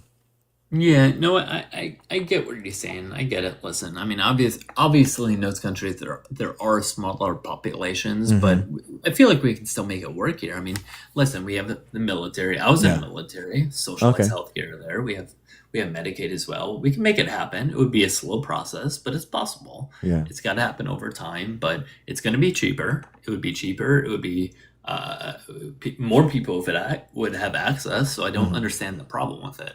It's just a lot of misinformation rhetoric that people seem to not like it. They equate it with socialism, therefore it's bad. I mean, the Constitution as it stands now, though, I mean, it could be done instantly. I mean, that's the thing, is that now that the OMB controls how everything is run, you could literally have the OMB come in and say, oh, no, actually Medicare, anyone of any age can sign up for Medicare today. And that would just be it. There would be no way to stop that from happening. And the Supreme Court has ruled that no district court can stop the executive from doing that new like legislation, that the executive order legislation. And then on top of that, the legality of that action, the president is immune from, so he would never be held accountable. So I do think, like, with the new constitution as it is in 2025, like, Democrats don't need to like wait. I do love the Democratic Republic. I do love our constitution, but there is a choice that Democrats have to make now, whether or not they go by the 1790s constitution or the 2025 constitution. And I don't know, man. I think that we get through whatever we can in 2025, just rubber stamp it, and like play the same game by the same rules that the Republicans play. I don't know. Yeah, I mean, I know Obama said when they go low, we should go high, but that's not working. That's not exactly. And I'm not saying we should do shitty things like they do, but Exactly. like you're gonna have to match them to some degree. It's the only way it's gonna work. It's the timidity of like, is this okay that we do this? Is this okay if we do this? Like, for example, the Senate parliamentarian, the idea that, or even a better example is actually the Biden's student loan forgiveness. For some reason, the Supreme Court actually ruled against budget, like the student loan forgiveness of the Biden administration for some reason. But then within 5 years, they allowed an insurrectionist to go against, even though that was explicitly in the Constitution, it allowed him to run. And then on top of that, now they're allowing him to not agree with naturalized citizens and upholding his oath of office for, how the Constitution runs. And he can just completely carte blanche, ignore amendment after amendment. And the question is, like, do Democrats just bulldozer down whatever they can to get whatever the path is, the ends justify the means kind of approach, versus like a timid, like, which is Obama, right? Obama was like, is this okay? Is this okay? Can I do this? Is this okay? Yeah, be more aggressive. And all you're doing is allowing them another chance to stop you. Another chance. Oh, Linda, what's up? So. Yeah. There's a lot of work that needs to be done. There really does. But, however, if they do well in the midterms, that's going to be extremely beneficial. Oh, yeah. Right. And I think they will. I think they'll do pretty good. So we'll have to see how that plays out. But for sure, I have zero doubts that Trump is going to try to run for a third term. For sure. He's going to stay. He's going to try to do that. I mean, he did it last time. Why would that change his run? He literally instructed the government to try to stay. So why would he? And Steve Bannon said they're just trying to think of a way where he can. And how that doesn't appall anyone is beyond me. It really is. It really is. They're going to use the same justification that the Supreme Court already used. They're going to say that even though the federal elections are done through the states, the states can't make the choice to stop anyone from running for president. And if the people elect that person to a third term, then effectively that is what the Constitution is. That is what the people are voting for. And we basically, the rules are now that you can break any law that you want or any amendment as long as you're elected president, that you're basically absolved from any crime. So there's no repercussions. Nobody can hold them accountable. Yep. And listen, I don't want Democrats to do that when they're in power, because I don't think that would necessarily be fair. But they need to implement something so that does not happen moving forward. Yeah, I think that's what they need to do. They have to. Trump has definitely exposed a fundamental flaw in our Constitution that has to be ratified somehow. I think that you like, I don't know. I don't think that the Department of Justice should be with the executive anymore. I think it has to be with like the Supreme Court or something, and you just basically push that entire thing over. the idea is like the executive is executing the law, like how it should be seen, but you just when they're the ones that are holding themselves accountable, it just doesn't work that way. There has to be some type of like ability for the judicial branch to actually hold people accountable to their rulings. I mean, it just has to be. Yeah, there has to be more. Because listen, in order for these checks and balances to be in place, everybody needs to respect them, right? And if you're not respecting them, then it really doesn't matter what you're seeing right now. And there are flaws in it, so that huge needs flaws, to absolutely be changed if we don't want what's happening moving forward. Oh, Coco, the first thing we need to do is add more justices to scores. This is the thing.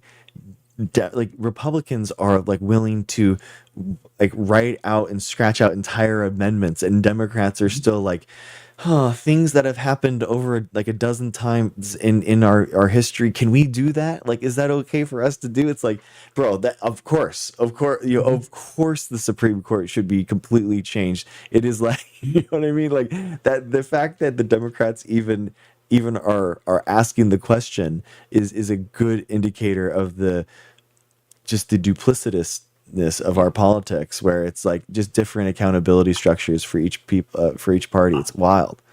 I agree. I disagree. I disagreed with it for a while that they shouldn't pack the courts, but like I don't know. At this point, Republicans are doing everything that we have never done before. Exactly. And listen, we got to do something. Like, is it right? Quote unquote. No, but like, who gives a shit at this point? Yeah. Like, you need to even things out a little bit. Like, my only issue with that is that Republicans would do it back and go back. Of course, no. That's why it's important to keep voting in Democrats. You know that is the argument. I mean, I also agree. I don't agree with the filibuster. I think it's unconstitutional. It's not in the Constitution. The whole idea of the Senate was that it was 50% plus one. So the idea that we have like this artificial 60% rule was odd. Actually, in the Senate bylaws, there's actually a thing in there that a single senator can stop a bill from going forward, which is how like Ted Cruz shut down the government by himself back during Obama. So it's like there's a lot of like Senate bylaws that are just like you were talking about, like handshake deals that now the entire country is that's what it is. And another good example is the idea that you can't charge a past president. Like, I don't like that the Democrats have already said that, like, I know Trump gets immunity. Like, the hell he does, dude. Like, go out there. The next president is going to have the Justice Department underneath him. Go out there and slap some freaking lawsuits, some indictments on him and run him through the courts for the rest of his life. Like, I don't like the idea of us already, like, conceding and being like, I know this guy is immune. Like, to hell he is, dude. Like, have them prove the immunity in SCOTUS again after we pack the courts, Like have them redo that. Yeah.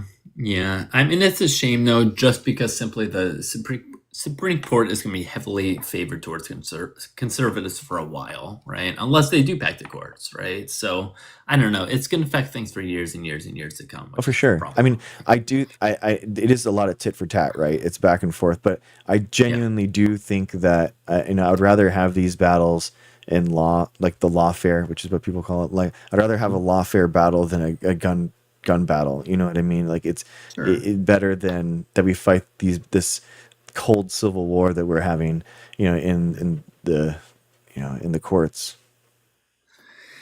Yeah, man, it's been a frustrating. It has not even been a year yet since you've been president. No, dude, it's God. Every single so day wild. It's so wild. It feels like it's been forever. Dude, it has been the longest year. I remember thinking, I can't believe it's just been a month. I can't believe it's been 2 months. I can't believe it's... And you're just like, oh my gosh. Fibonacci, we need an age out policy. Man, I don't agree with that. I don't think that we should limit democracy. I don't even believe like that we should have a term limit on president, to be honest with you. Like imagine there's like a district or something with a bunch of elderly people in it in Congress or something. There's a bunch of like elderly communities or something like in that. Old elderly people deserve the right in order to be represented by their representative. So I think that that's okay. Term limits, the idea it should be open and fair elections, not to have like term limits on them. Did you say for president or in Congress? I don't believe in term limits at all. Okay. Yeah, I mean, I think there are issues with that. I can see the benefits, but there are a bunch of issues with that as well. So like people would keep voting Trump in though, and that's a problem. So I don't know. It's a tough one. That's a tough one. I mean, I'm willing to hear both arguments though, as to the benefits. But I mean, but then I mean, but we also could have voted in Obama, before, and Trump would probably never have been president. So I think it was Bill Maher that said it was like, basically the term limits for president was a mercy rule for Republicans, because every single 2-term Republican president is just dumpster firing the entire country and just leaving the whole thing in shambles. And then a Democrat is voted in to kind of like phoenix the entire economy back together. Reagan, George W. Bush, like all that kind of stuff. So, but Democrats are usually like going out like right when, especially nowadays, it's kind of like 8 years. I would almost like be for like increasing the amount of years for terms, like increasing Congress to 4 years, Senate to 8 years, president to 6 years. 6 years for president is actually the term for like in France, which is kind of interesting. I think they're just like campaigning too long, dude. We're just constantly in campaign mode, and we gotta like chill. Yeah, I see I don't know. I see what you're saying. I mean, listen, if people are liking the president and they're putting forward good policies and things are moving forward, sure, I can see the benefits of them being president again. But at the same time, I don't know. I feel like that was something we sort of ran from, right? In terms of, from UK and not having kings. So I don't know. I'm kind of mixed on that. I see your point though. Yeah. I think Congress is like the one that really suffers the most, because they're just constantly in like fundraising mode. They're just they can't ever really break out of that unless you're like some eternal incumbent like Pelosi or something, who you just have like you can't be voted out. She needs to get out of it. I know she's saying she's retiring, and that's well overdue. I'm not a fan of her. I'm not a fan of any like establishment Democrats at all. I think it's time for them to move on. But I mean, look at the power McConnell and Pelosi have had on our politics. They've had 20 or 30 years of like power in DC, while Obama, which was like a generational talent and generational politician, came in and was just a flash pan. Boom, in and out. 8 years. He was like a senator for 2 years, so 10 years, and like he had really no impact in our politics whatsoever. Yeah, no, I get it. So yeah, that's true. But we'll have to see how things go moving forward. I know you mentioned Gavin Newsom. You think would be a good candidate? Who else did you say? Andy Bashir. Andy Bashir, yeah, the Kentucky, I think that's right. The governor. I think it's a hard argument to make for any other Democrat other than Newsom. That like I've done more to fight against Trump with the powers that I've had as an elected politician than pretty much anyone else. I mean, he's spearheaded now other states, the other Democratic states are actually like, hey, maybe we can like gerrymander too and actually take some of these other seats back too. And it's like, well, none of these states would be doing anything if it wasn't for California and Gavin Newsom like doing that. So he's the only one. It's weird, man. We have like a content presidency, right? Where if you're not making content, like nobody cares about you. Everyone thinks that you're not doing anything, and he's really it's the name of the game now. Right? Yeah, Obama started it really well when he ran in 2008. Like true. They got ahead of the times and they were great, but then the Republicans they really figured out how to do it even better afterwards. Trump did a great job at it. He went on every podcast and people watched us. So Democrats need to catch up a little bit. They really do. I You agree. absolutely do. I mean, it's weird because it's like Biden passed more legislation than any other president in our lifetime, but then people think that he did nothing, and you're like, Yep. how? Like, in what? He was actually doing the job of the presidency. It's just that he wasn't like in front of TV cameras the entire time. But I mean, I guess that's what people want, man. Like now, it's like what people care about is they want to see those sound bites. They want to see those tweets. They want to, or whatever it is. Optics do matter, though. I Yeah. do agree that Biden was much better than your average person thought. However, though, like, I get it. He was old. He stuttered over his words at times. He didn't sound incredibly sharp. And I get people don't like that. I'm not going to pretend that people don't take that into account, right? Yeah. But, like, listen, his policies totally outweigh that. And I'd rather have somebody who's old, doesn't make much sense, versus another person who's old and doesn't make much sense, but has significantly better policies. Yeah. I'd rather have a younger person, but between those two, Biden was significantly better. Yeah, dude. I mean, I dedicated I became a scientist to try to mitigate the harms that humans were having on the environment. And the idea that we had an Inflation Reduction Act that was passed and the infrastructure bill, I mean, we're talking like $500 billion for research and development and just absolute incredible expansion. It was just unlike anything that we've ever seen before. And it just is all gone now. It's frustrating that he never got the credit that people for that. I think nobody actually ever talked about it. And then two, all that money and all that those credits that were unspent were raided. They took them away to help pay for the tax cuts in the Trump omnibus bill. It's just absolutely. I'm so frustrated about that. Hi, Ness. We have not been under a progressive tax plan, though, since Obama. Was it 2017? Because Trump started in 2018. So it's been almost 10 years, and we see the wealth disparity keep growing. We see things getting worse. People should come to the conclusion that doesn't work, lowering the taxes on the rich, but people don't want to accept that for some reason. I don't get it. Yeah. I mean, as you probably know, we had much higher tax rates in the 60s and 70s. Things were much better then. Might be good to go back to that. Top marginal rate was 90%. 90%. Like, why do you need to why does anyone need to make more than like $10 million a year? Like, what is going on? Like, how can we not like tax that at a really, really high percentage? It's wild to me. Listen, I'm fine with if somebody wants to be wealthy. That's fine, but there's a certain amount at which it's just ridiculous and it's taken away from other people, right? There's only so much that we have resource-wise, and if one person's hoarding it, I find it completely unethical that we have so many other people in poverty. Yeah. Like, there's got to be some sort of limit. Exactly.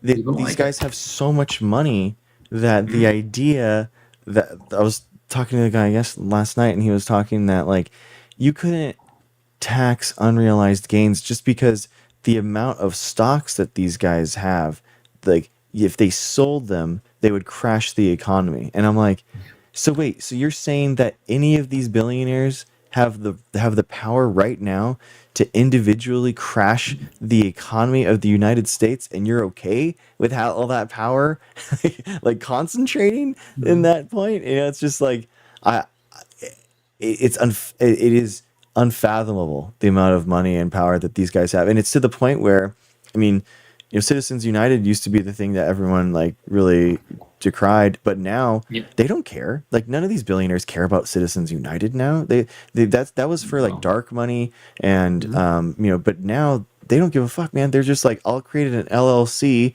that's pro-Trump, and then I'll push $300 million through that. And it's like, I'm not going to be limited by, the dark money or I don't care about that. I want to just do it and direct it myself. And that's what they do, or they make these slush funds, which is the ballroom that's privately funded. It's not even costing us anything.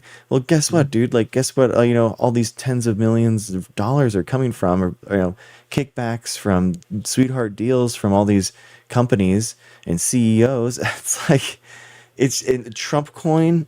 Like, it's just the corruption. Oh, They don't care about the corruption though. Like they really don't. They like it because it favors them. Yeah. Right. So I think this whole idea over the years that they were pro-constitution, they don't like corruption, wasn't true at all. It was just because it wasn't pushing in things that they liked. And I don't know. I don't want to generalize everybody on the right, but it seems like they don't really have their own morals and ideas. It's just based off what has been told to them. It really seems. I can understand the politicians, like, because they have like a self-interested, you know, like, because it's all about power and that kind of thing. Yes. Yeah. So, and I can see that. What I honestly am actually really shocked at is all the Federalist Society judges that literally went to school learning about, they were literally taught the Constitution about how it's so good and why you don't want to congregate power, why you have checks and balances. And then now the Supreme Court, which is, these guys have been 50 years going to school learning about this stuff. And now all they are is an authoritarian enabling branch of government. I just like the immunity clauses that Chief Justice Roberts is writing into the Constitution now. It's like unfathomable. Like think of Antonin Scalia. Like think of like the scathing rebuke that he would have to this stuff. Like, someone bring him back, please. Someone bring him back from the dead. Oh, it's awful. Yeah, I mean, your average person is 100% voting against everything that they claim to care about. They claim to care about the kids, right? But everything Republicans do not favor kids at all. Every single time that there's legislation brought forward that will that will raise the age of consent for marriage, they vote against it. Why would you do that if you care about kids? They care about kids until they're born, and that's it. Yeah, exactly. They're just never logically consistent at all. Exactly. And it's very frustrating to see. It's very frustrating. Yeah. It's very weird. I don't know. It is so hard to, like, the lack of like childcare. I mean, I have 4 kids, so I'm really like exposed to this, but Sure. the ability for nothing, like, there's really no safety net for children, you know, basically, in parenting. You know, there's no ability for parents to have, you know, an ability to have their kids be watched for 8 hours, you know, so that they can go to school, like they can go to work while their kids are at school. You know, there's after school programs, but they're filled, they're hard to get, you know, it's like, it's hard to get into them. And people are paying so much money for just so that they can go to work. It's very odd. It is very odd. I think that genuinely, like, the just like we were talking about, like, focusing on the wealth income disparity. I think that the other pillar of like a winning Democratic message would just be pro family, like childcare, that kind of message. Yeah. It's just not a coincidence that wealth disparity has been growing since the 1980s, since Reagan lowered the taxes. Everything was fine before then, and it's been growing ever since then. I just don't get why people don't realize that. I just don't get it. But people have a hard time admitting when they're wrong. Yeah. They can't drop their ego. They cannot admit when they're wrong. In the face of evidence, I'll show them factual evidence in front of their face, and they'll deny it. Exactly. There's not a whole lot you can do with those people. There's really not. Yeah, I agree. Yeah. Reagan was like the start of so much. I feel like it's going to be the same thing, man. I mean, 40 years ago was Reagan, and now we're going to have, for the next 40 years, we're going to be, you know, in the singularity. We're going to be like all uploaded into a computer and being like, what's going on here? Why are things so bad? Why is this matrix so poor? Or why, you know, and it's going to be like, oh yeah, this is all linked back to Trump somehow. It's like, it's going to be, that is if we recover. I mean, I would like to think we can, but I don't know. It depends on how much damage is done. Yeah, no, for like legitimately. I mean, the best. I don't want to be pessimistic, but it's a possibility. Yeah, I mean the solar voltaic, the solar panel industry that was developed and innovated here originally, that got pushed out because of Reagan, like went to China, and then now we are finally getting back solar panels that are cheap and exponentially more efficient and cheaper per kilowatt hour. I mean, that took 45 years, in order to happen. So, and we're just basically importing them all from China. So keep dropping this. Yeah. So it's like there could legitimately be kind of like that same solar voltaic technology problem that we had. We could have that with mRNA technology, gene therapy technology with anti-cancer drugs. So we're just paying China for their anti-cancer drugs in the future. Well, I mean, you know how it is. There's so much anti-science information out there that it's going to be really hard to combat that. And a lot of it started around COVID. There was probably more before then, but that really was the catalyst for it, I would say, for sure. And I don't know how we're going to gain the trust of people back for science. I don't know how. I really don't. Yeah, I mean, it's a lot of it's just the nice thing. I mean, or the problem is that it's all Republicans. I mean, I don't know if you've seen this one, but this is the vaccine hesitancy. So this is like Republicans and Democrats. So do you think that vaccines are more dangerous than the diseases that they're designed to prevent? Yes or no?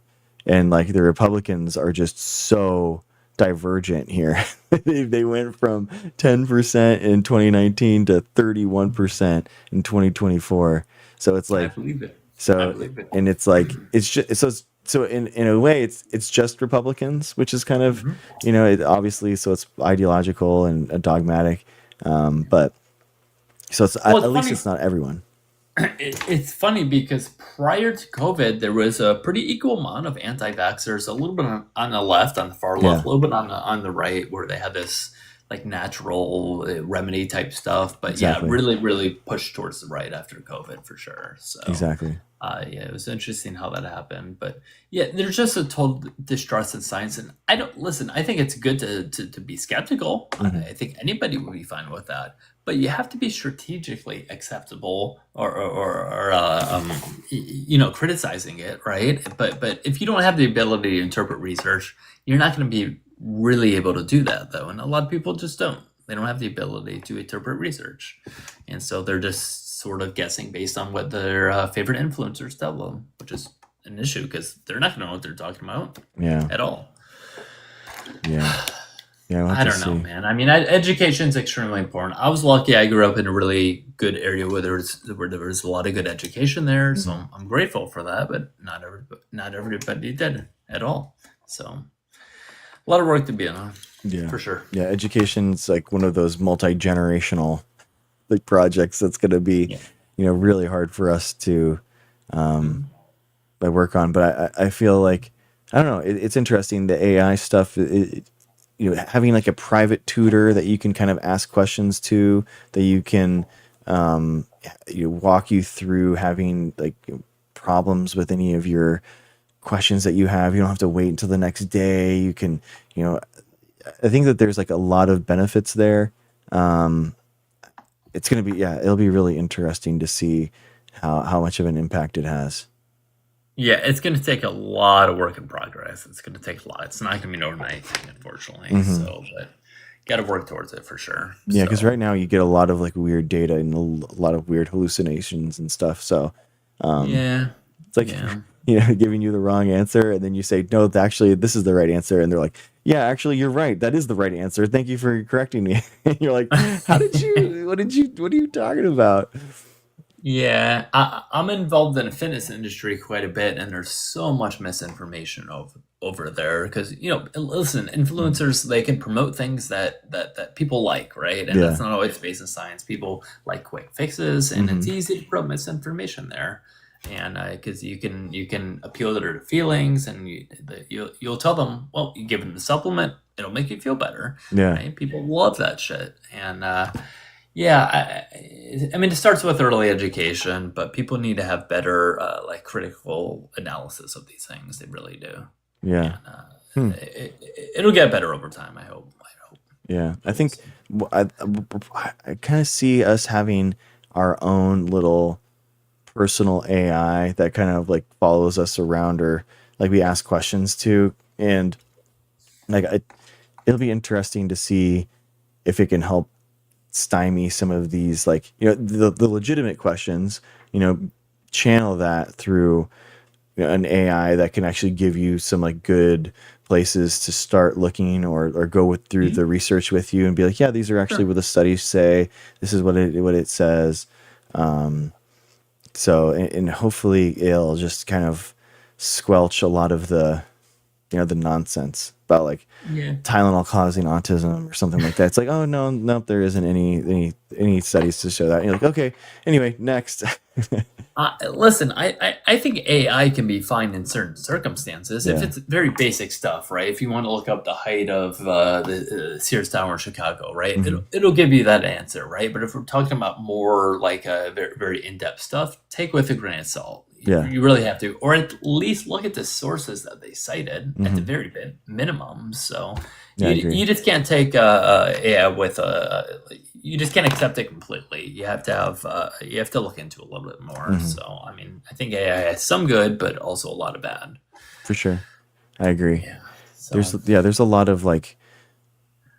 like someone said in chat, like the confidence that it has is very deceiving sometimes, especially like, but if you ask something of it in your expertise area, it's like it reads exactly like those undergrads that are just trying to fill up a page with their answer, and you're like, what is these words? There is a sentence there, but there's nothing being said. Yeah. But this problem started a long time ago, before Trump. I think he was part of the catalyst for it, but I think it started well before him. He just really brought it to the mainstream surface. Agreed. Sure. Yeah, anti-intellectualism has always been a really big part of American culture, because people kind of like they think of patriotism and liberty as being like, my bad opinion means as much as your expert opinion. And that's kind of like where, I mean, that's what where the like the do nothing party comes from, and all that kind of stuff is, people that are purposefully like, I can do what I want.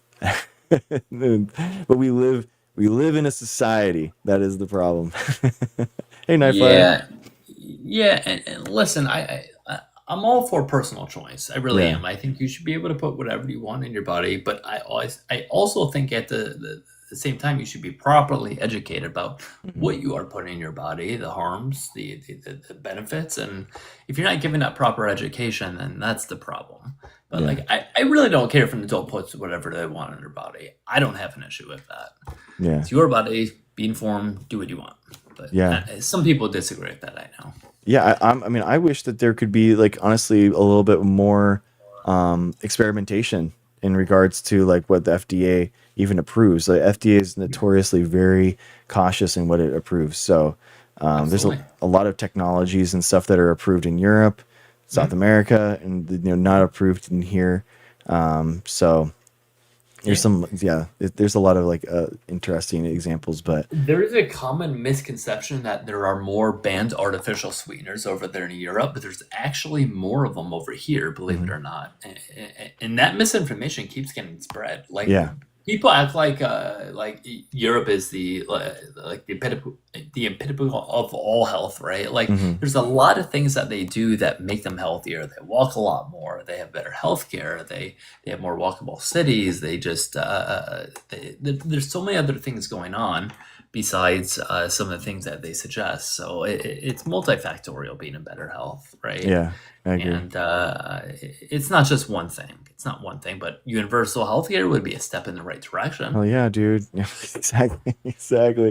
I know it is. Yeah, exactly. We have to do patchwork fixes because of like things like our systemic problems are so severe, right? It's like, it's just, it's very frustrating. I mean, I don't know. I mean, hopefully, I think like healthcare wise stuff, I mean, so much really comes down to like obesity, where so many people are morbidly obese. And I really do feel like GLP-1 agonists will kind of like help so many people with quality of life improvements. Yeah, I agree with that. There's side effects for sure. Yeah. There's side effects with any medication, but I do think the benefits outweigh it for certain types of people. So as long as it's properly prescribed, I think it's great. But it's a tool. It's a tool in the toolbox for sure. But I'm a personal trainer. I'm all about people getting in shape and having proper fitness education. But there's tons of misinformation out there in the fitness world, and that causes people to be confused. They don't know what to do, and they feel overwhelmed. There's a lot of ways that we can do to get people in shape. So Yeah. it's going to take a while. It's going to take a while for sure. So Yeah. but anyways, man, I don't want to hold you from other good. people. I don't know if you have other people in the box or not. Okay. Yeah. Thanks, Doug. Thanks for coming on, man. I appreciate you. Thanks for I was watching your debate and your panel earlier, so that was cool. So yeah, man. Cool. Well, appreciate you having me up, and I hope you have a good rest of your night. Okay? Yeah, thanks, man. Have a good one. Peace. Bye, buddy. Take care. All right, guys. Thank you, Doug. Thanks for coming up, bud. That was awesome. Can you add 3 vaccines to the board? Send help and snacks. Let's go. Oh, man. Send help. Let's go. All right. Send help. Dude. 10:45, ladies and gentlemen. 10:45 and 3, 2, 1. Yes. Make America vaccinated again, ladies and gentlemen. Boom. Look at that. Look at that. Look at that. Yo. Hey, Jessica. Hi.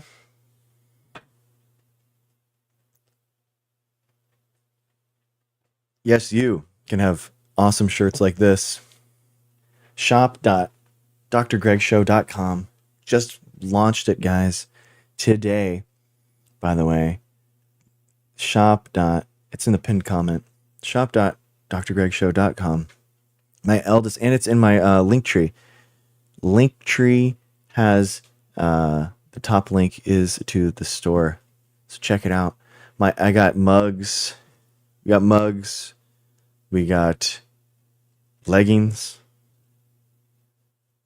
I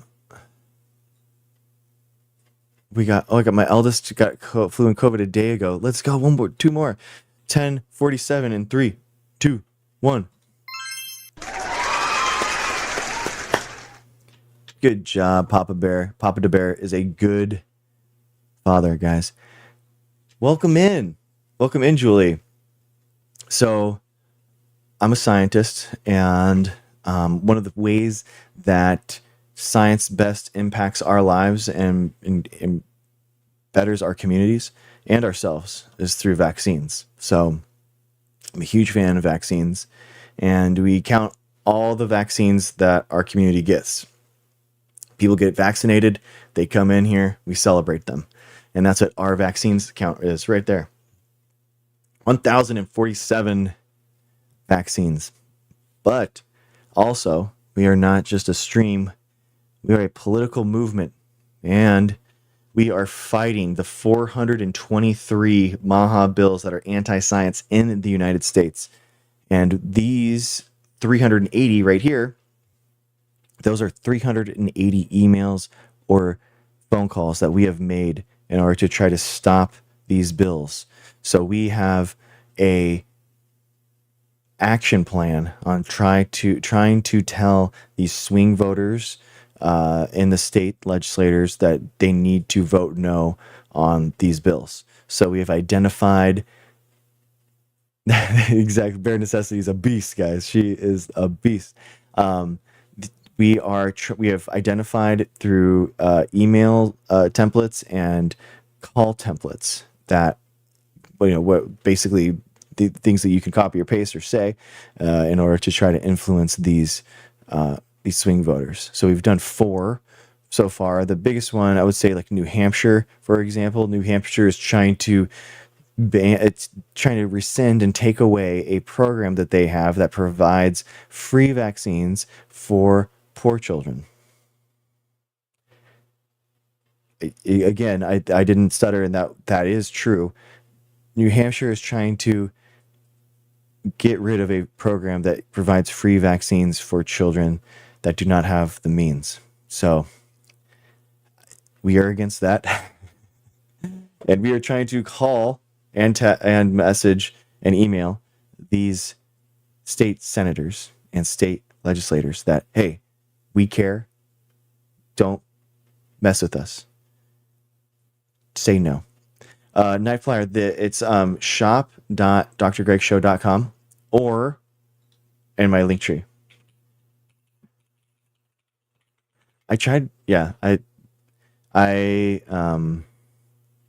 can talk about it more on Discord.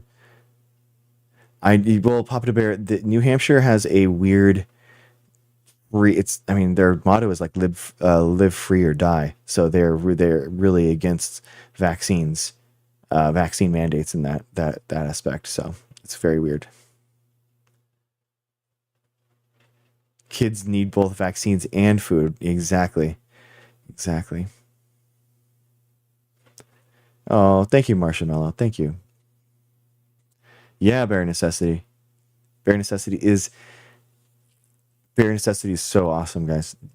They organize their own call center, like call banks, where they get all their friends together and they all email and phone call together. Which is just like so cool, man. I think it's so cool.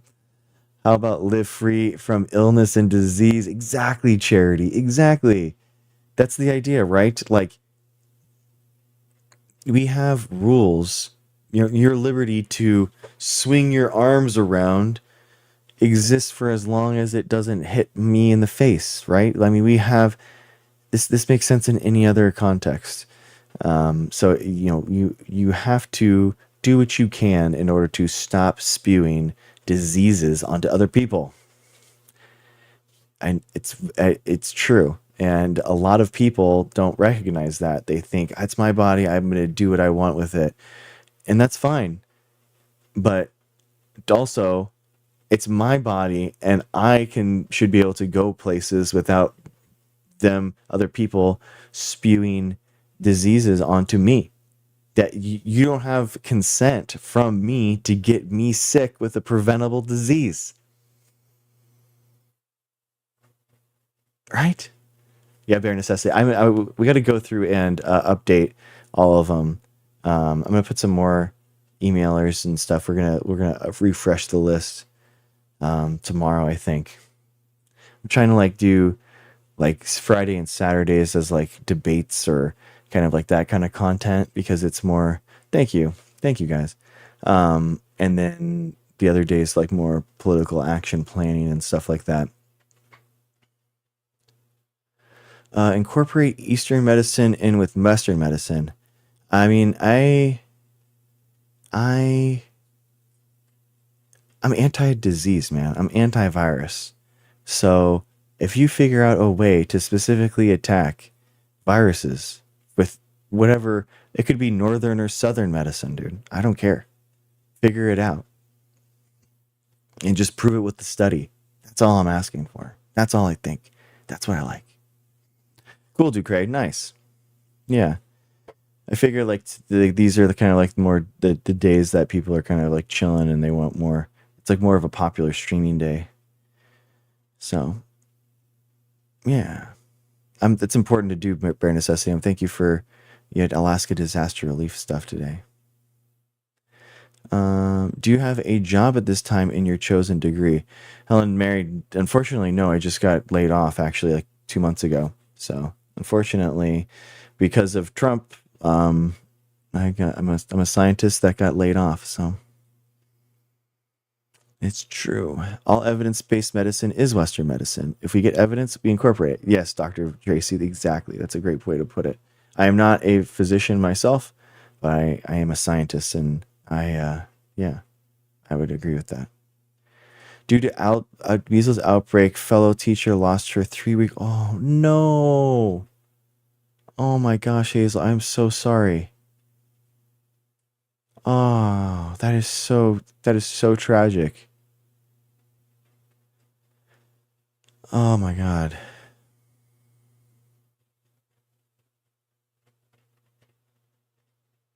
Oh, I'm so sorry, Hazel. I'm so sorry about that. I can't imagine what you're going through right now. I'm so sorry.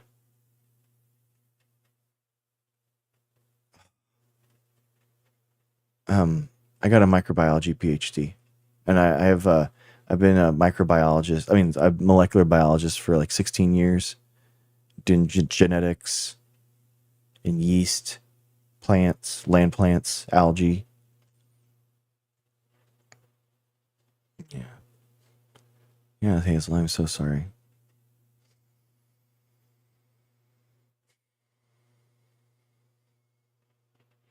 That's awful.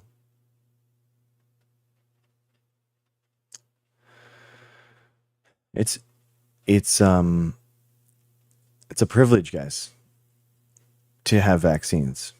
It's a privilege to have public health. It's, we had, before antibiotics, before vaccines, 50% of children died.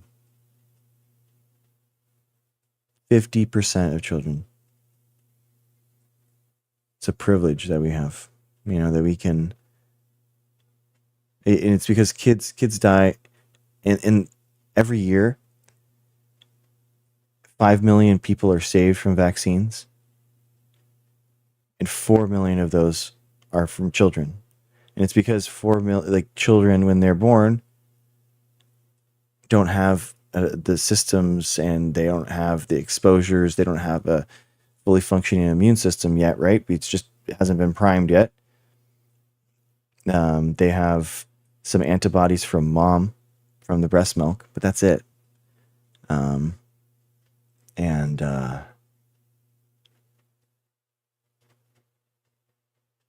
So vaccines and diseases from viruses impact children disproportionately. And that's what we're doing. That's why being pro-vaccine is pro-life. And exactly, bare necessity. It's a great way to put it.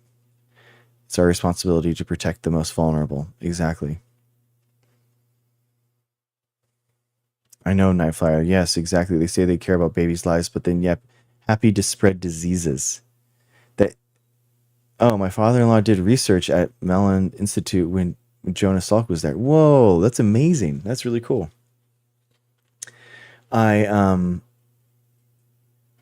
Yes, Ducre, exactly. We need to help and protect our community. Exactly. Guys.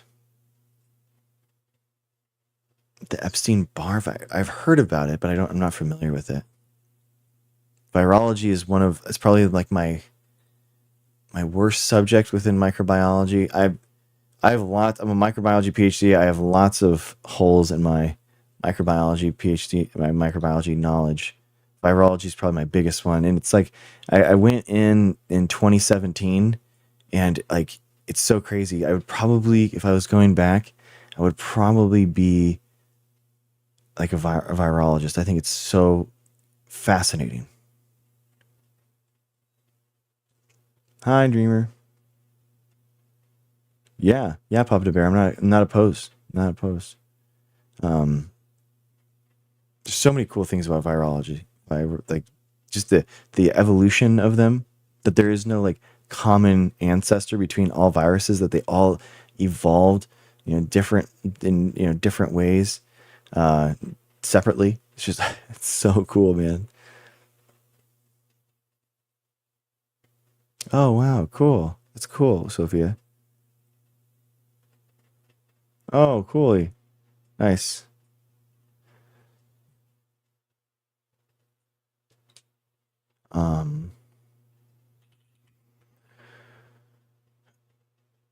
The CRISPR study on treating cholesterol. I don't know. I haven't seen that. CRISPR study cholesterol.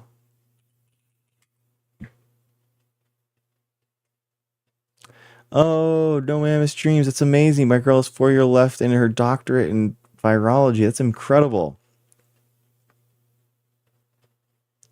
Yes, bare necessity. That's exactly right. We can absolutely. The actions are a great way to get involved. Here we go.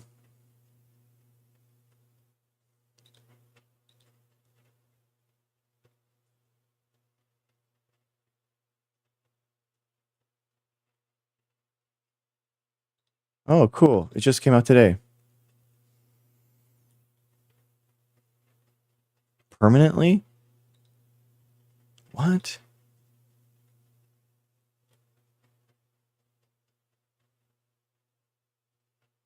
Wow.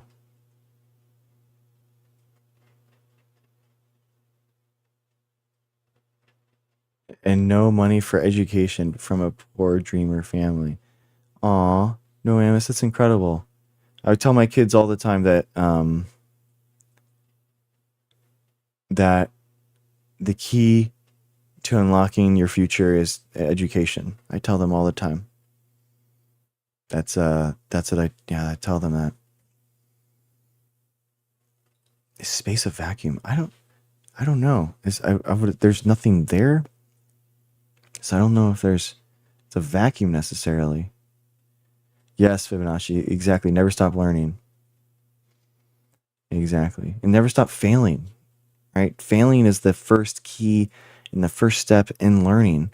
So by continuing to fail and being comfortable in that discomfort, you learn. That's what like the lesson that jiu-jitsu has taught me really well, actually.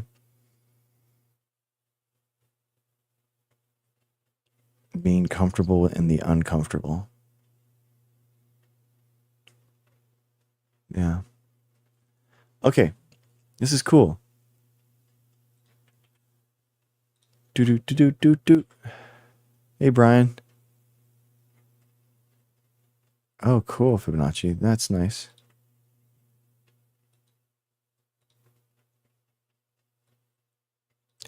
We learn more from failure than success. Exactly, Hazel. I totally agree.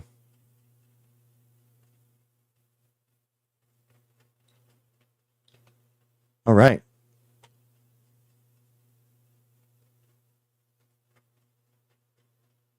Oh, interesting nuance. Yeah, I agree. Oh, okay. I didn't realize that there were so many people waiting to chat. Okay, cool. Tic Tac.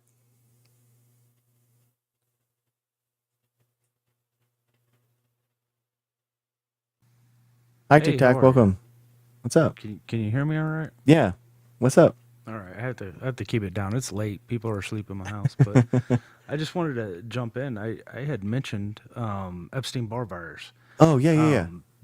There is Harvard came out with this really cool study. It was a 20-year long study. It had over 10 million patients in it.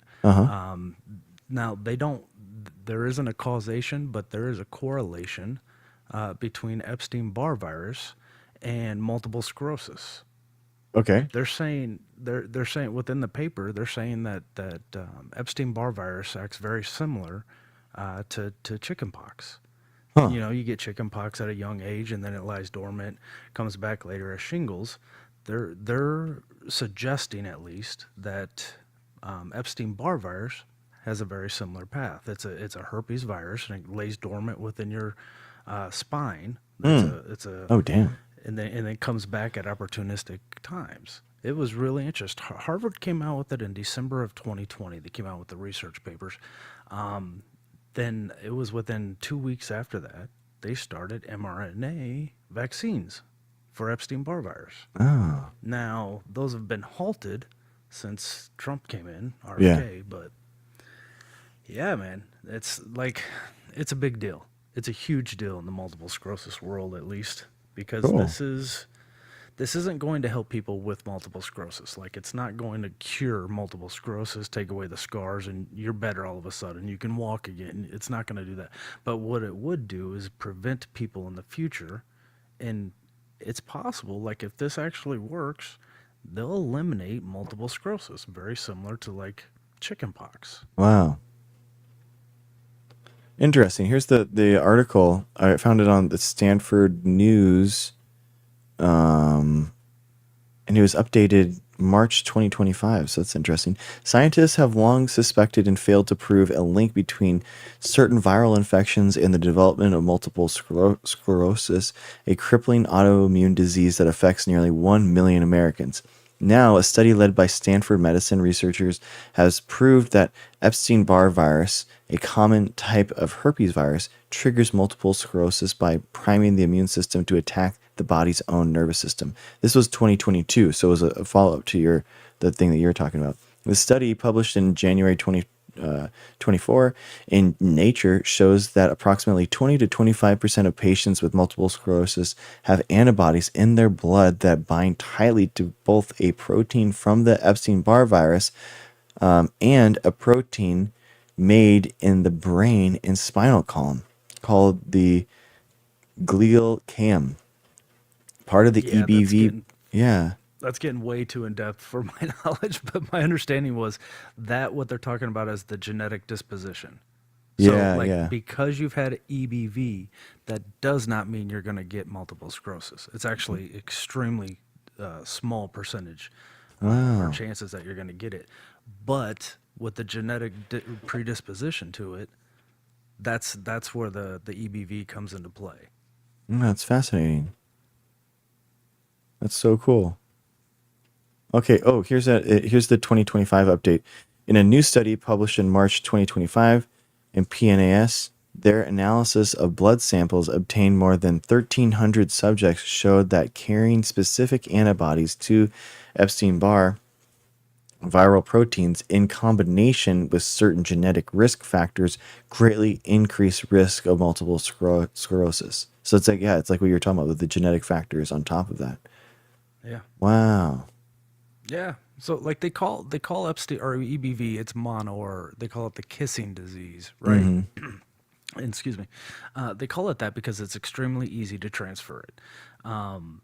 They also, like, for the longest time, they thought it was genetic because a lot of people within the family, like, you'll talk to somebody with MS and they'll be like, yeah, my aunt has it too and my cousin has it. Well, that's because Epstein-Barr virus passes so easily.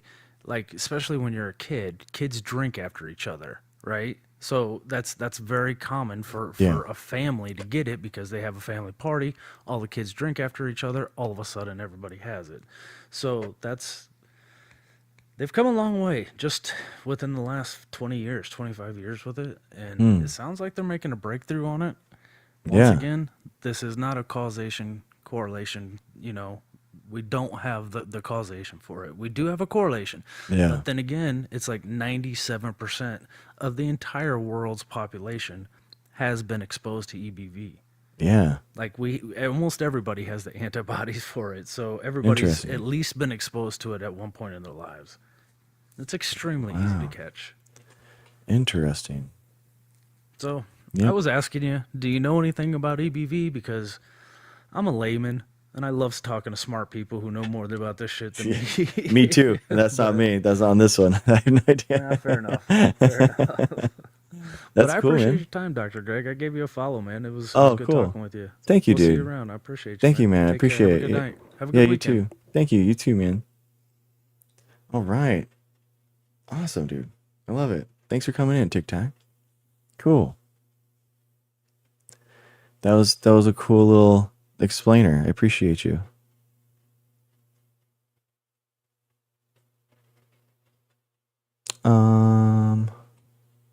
Research as here's Wikipedia. I don't know if that's allowed anymore, guys. I don't know if we're still allowed to do Wikipedia, but here I guess we are.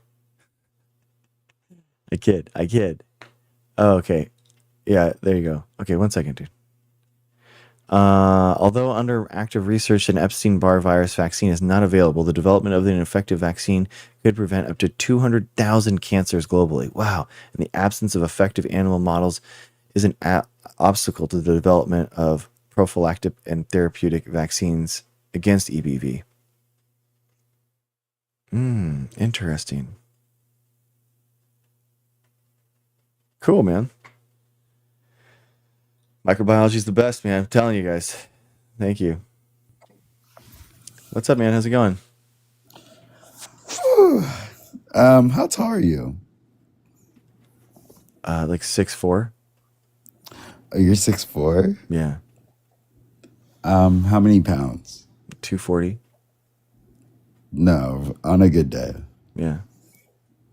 Really? Yeah. 240. Yeah. With the hair? No, dude. What's up? What's up? What do you? What? No, wait, hold on. But okay, so you do like medical stuff.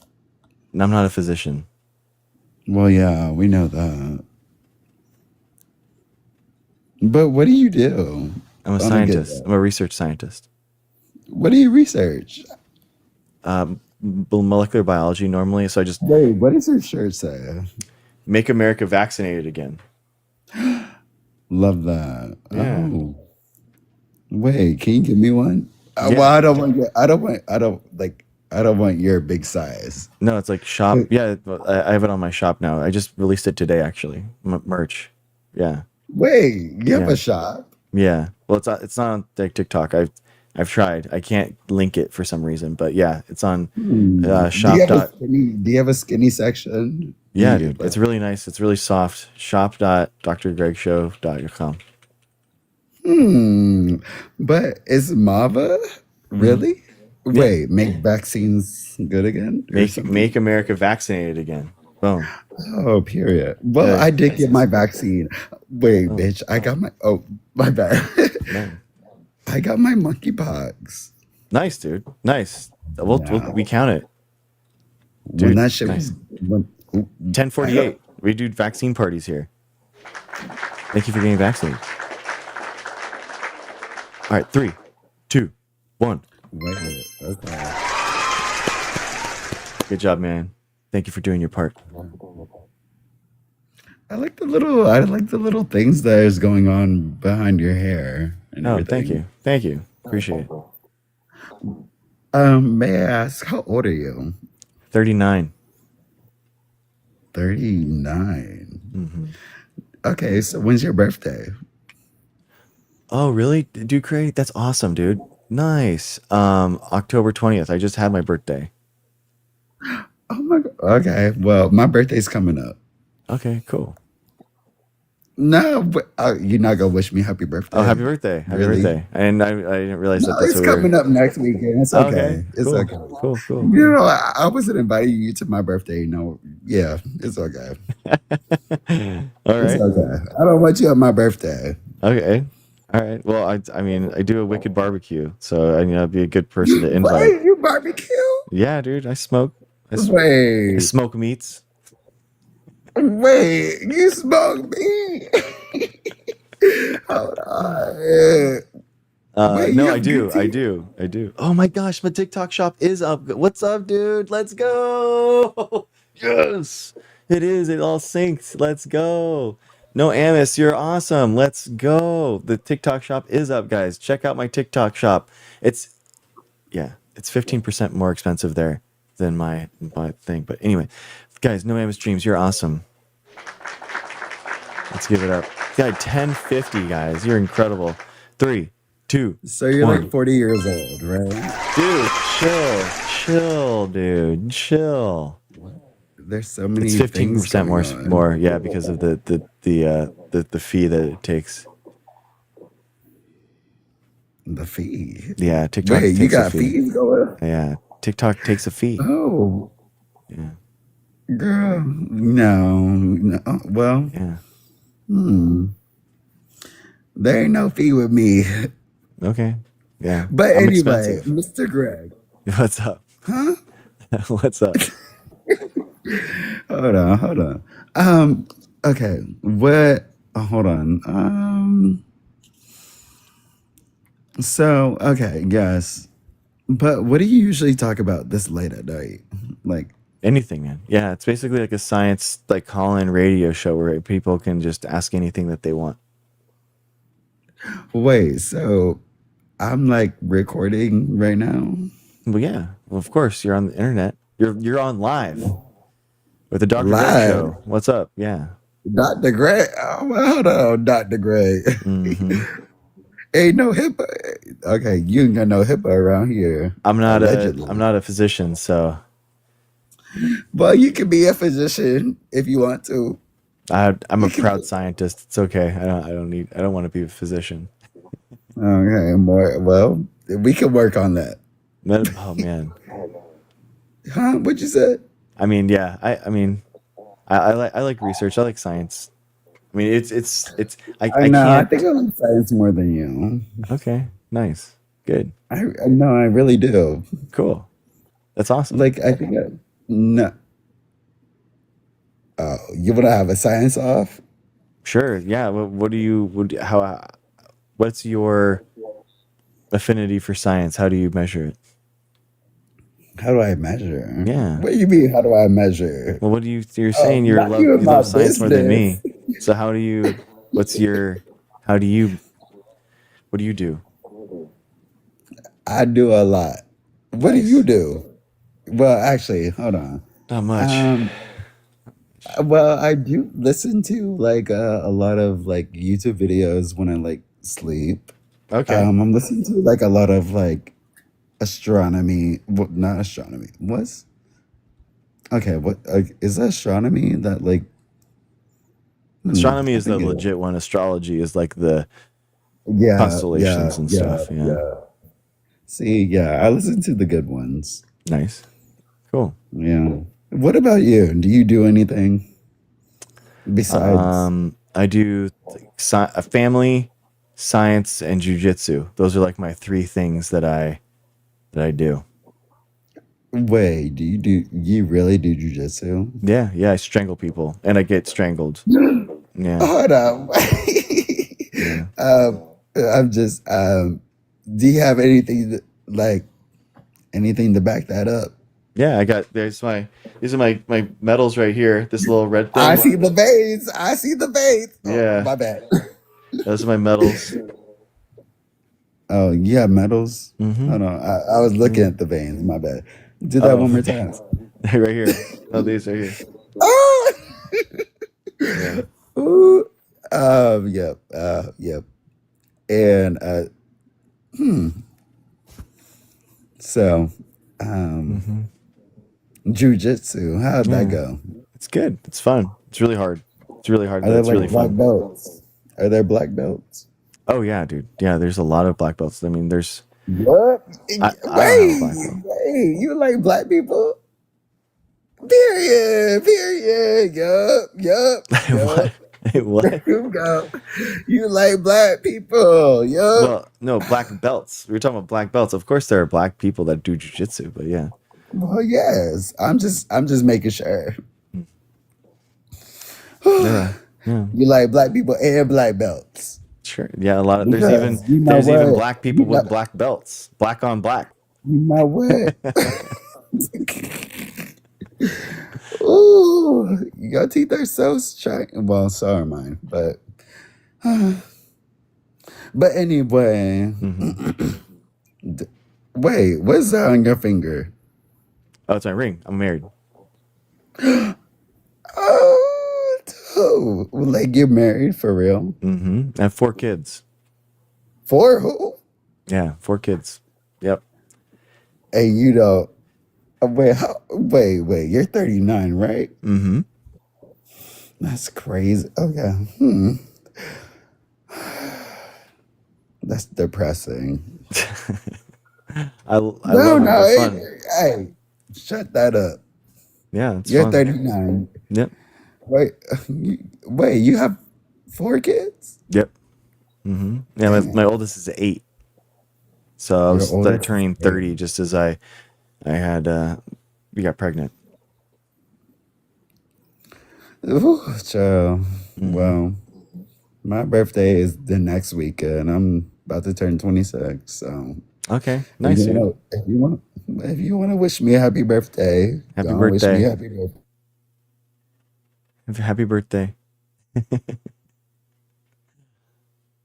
26. 25 is a good age, dude.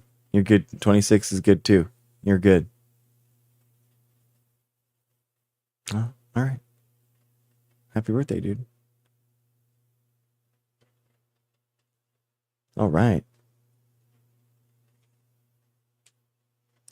All right. Hi, Kathy. Nice. Happy birthday, Hazel. Or anyone else. All right. Okay, Cool, guys. We have a paper here discussing science. I know people are always like, no, oh no, science. On a science stream? What?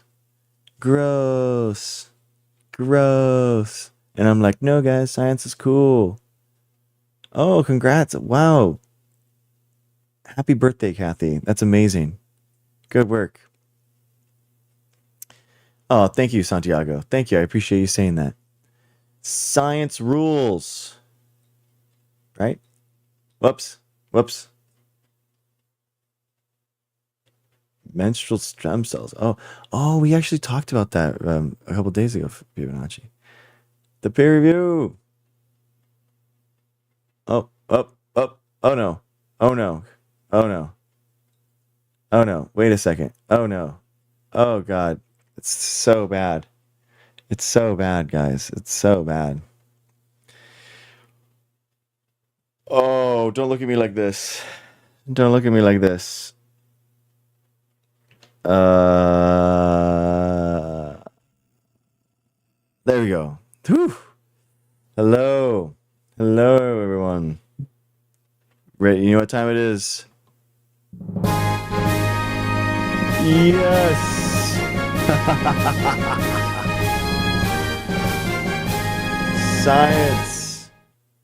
Science. It's professional streamer, by the way. Professional. Yes.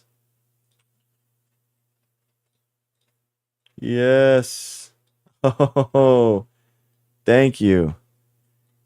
Incredible. Wow. Incredible. Whoa.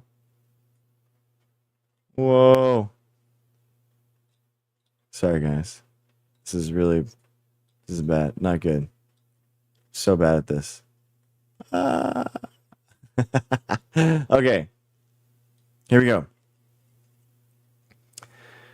CRISPR gene editing works to reduce high cholesterol in a new study.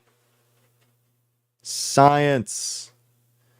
All right, here it is. A single infusion of an experimental gene editing drug appears safe and effective. They used that on purpose, didn't they? Safe and effective triggered all the anti-vaxxers for cutting cholesterol, possibly for life. Wow, they weren't joking.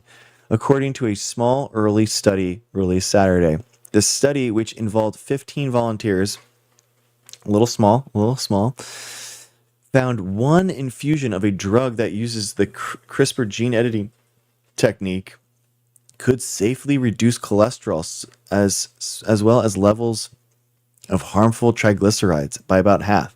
Okay. So the question here is, how are they doing lifelong gene editing? And what are they editing in order to give lifelong benefit? That's the real question. You know what I mean? So like, how are they making an impact for that long?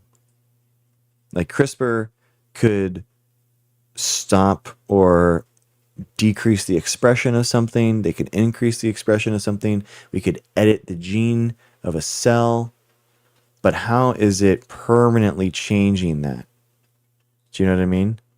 That's the idea. So we're trying to figure this out before we dive deep. We kind of like think about that in our head. Exactly, Nightflyer, for life. How is that happening for life? Okay. Rather than a lifetime worth of medicine, we have the potential to give people a cure, said Dr. Luke Laffin, a preventative cardiologist at the Cleveland Clinic who helped conduct the study. It's very exciting. The results of the study were presented Saturday at the American Heart Association annual meeting and published in the New England Journal of Medicine. So that's a legit publication, guys. That's very good. Lifelong benefit is quite the claim. How is that if confirmed by future research, the approach could provide a new weapon to fight heart disease, the nation's leading killer, freeing people from the need to take statins and other cholesterol-lowering drugs every day. Laffin and others cautioned, however, that much more research is needed to confirm the findings and make sure that the treatment would be safe and long-lasting.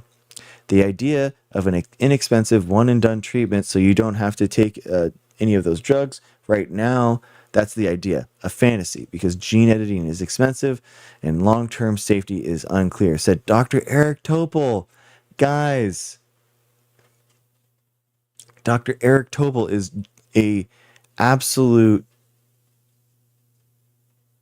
huge part of the science communication world. He has one of the best science Twitters of all time. He has just an absolute incredible job there. He was a huge part of science Twitter. Really good follow. A cardiologist at Scripps Research in California. It's a step in the right direction, says Kiran Musunuru, scientific director at the Center for Inherited Cardiovascular Medicine at the University of Pennsylvania Paramill School of Medicine. He was not involved in the study. It's an important tool. Doctors infuse the drug into patients' bloodstream so it can travel to the liver and disable a gene called ANGPTL3, which is involved in producing cholesterol and triglycerides. It's a knockout of the gene. It cuts it. That's it. Wow. Dude, CRISPR-Cas9 does this really well. It does this really, really well. Cuts it out, basically creates it's called an indel, an insertion or deletion at that, it's called a PAM site, the recognition site for the CRISPR. So the guide RNA finds it, specifically tunes it to that DNA piece, and then Cas9 does a little chomp, little double. That's what the original design of it was. That's it. Just cuts it out.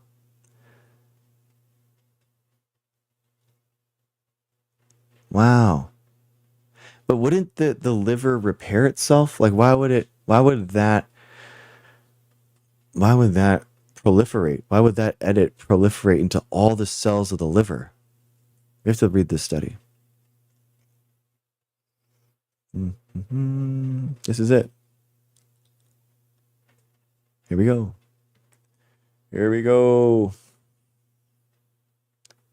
Do.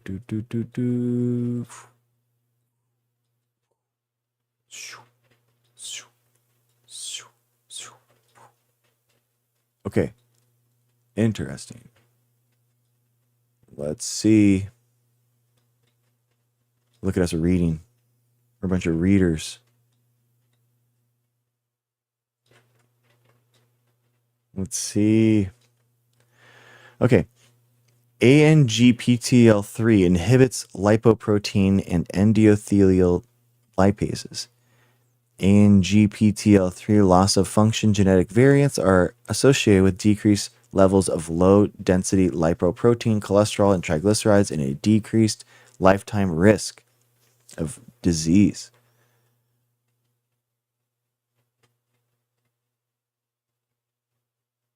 Skimming.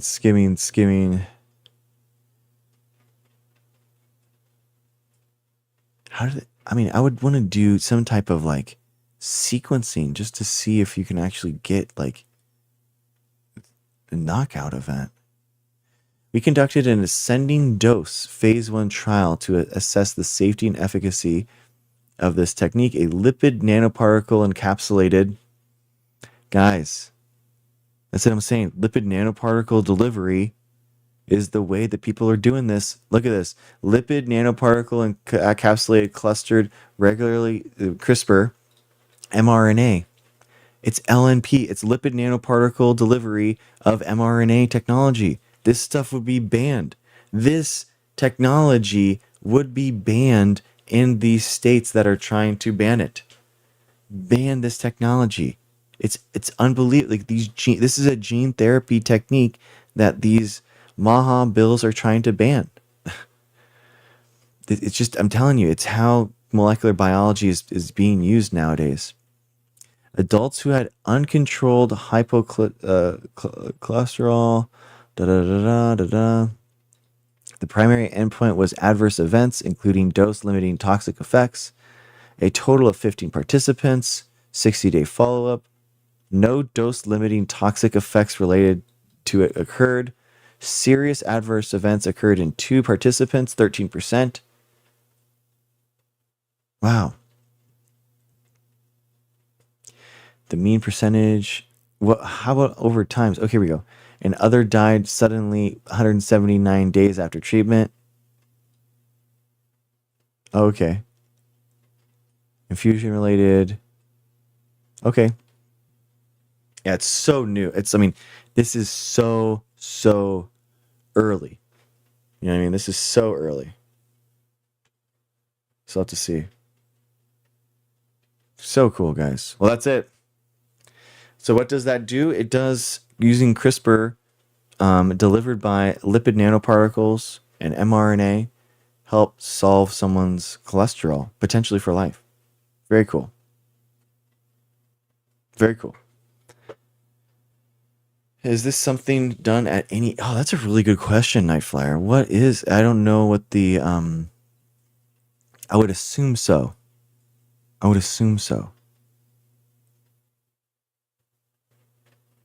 Yeah. Thank you for bringing here. I appreciate you.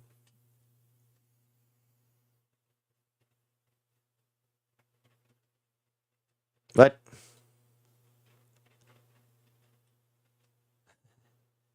These guys are putting their masters, their bachelors, and their PhD on there? That's a little weird. That's silly. You guys are silly.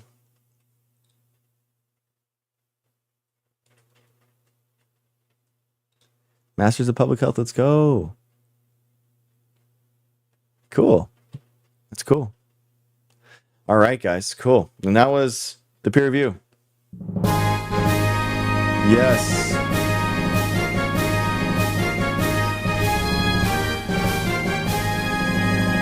All the cool things that are happening in science that nobody talks about except for here right now. Shout outs real quick. Thank you guys so much. Thank you guys. Wow. Allie, thank you so much for all the gifts. It's incredible. Thank you so much. Thank you. I appreciate you so much. You're incredible. Wow. I am so honored. Thank you. Thank you. Thank you. Thank you. Thank you to the last super fan, Efon. Thank you. Thank you to the top gifters of the knife, Allie. I think I'm saying that right. Allie, right? Thank you. Ducray, Helen, Nightflyer, Marshmallow, Send Help and Snacks. Tried and True Talk. Allie, you're awesome. Thank you so much, genuinely. Thank you for 1 like, 100 likes, 1,000 likes, or 6,000 likes, like share. Thank you so much. Marshmallow, Helen, Ducray, Bare Necessity, Allie again. Thank you. Charity. Thank you to all the Patreons, Mrs. Dr. G, Ado, and Call Me Ness. Guys, check out my TikTok shop. We just dropped merch. Mava merch, ladies and gentlemen. You can get this shirt right off. You can get this shirt off my back. This is it. Make America vaccinated again. Boom. Boom. So hot. So hot right now. So hot. You can get this. Boom. Who's that? I don't know. I don't know who that is. I don't know. It's pretty good. I'm telling you, it looks a lot better on my wife than it does for me. All right? I'll tell you that right now. You got these awesome leggings, guys. Got these awesome leggings. Guys, it has the crossover top, so it's nice. It's nice and comforting. High quality leggings with pockets, guys. I know. Pockets.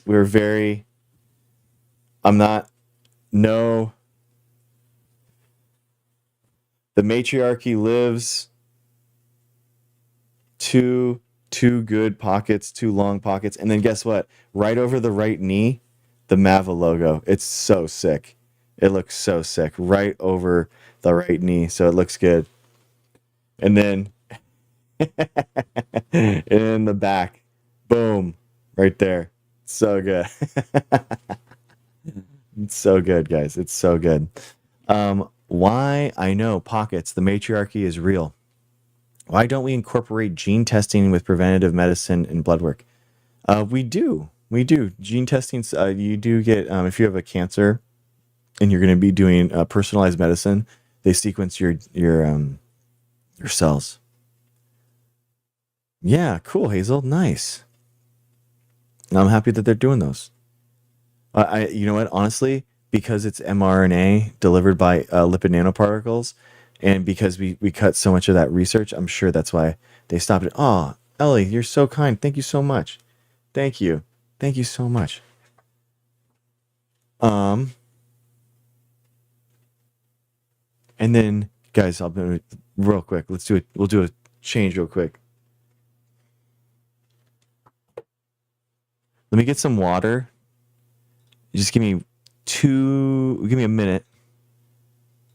I'll be right back. Ooh, makeup effects are now on the enhanced tab. Get some makeup down. Give me 1 second. Oh, really, Hazel? Oh, I hate being right sometimes. That sucks.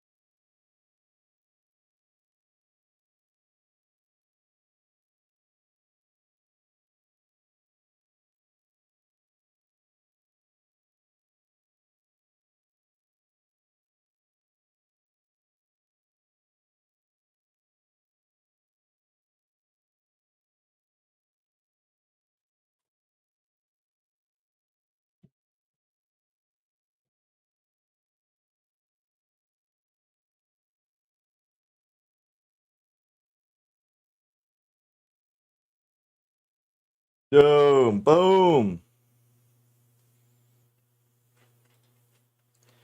boom. This is the other one.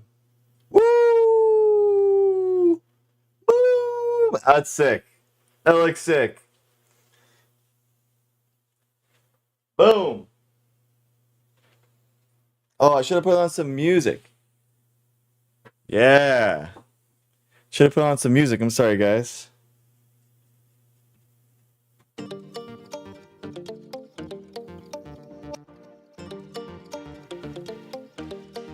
Yeah.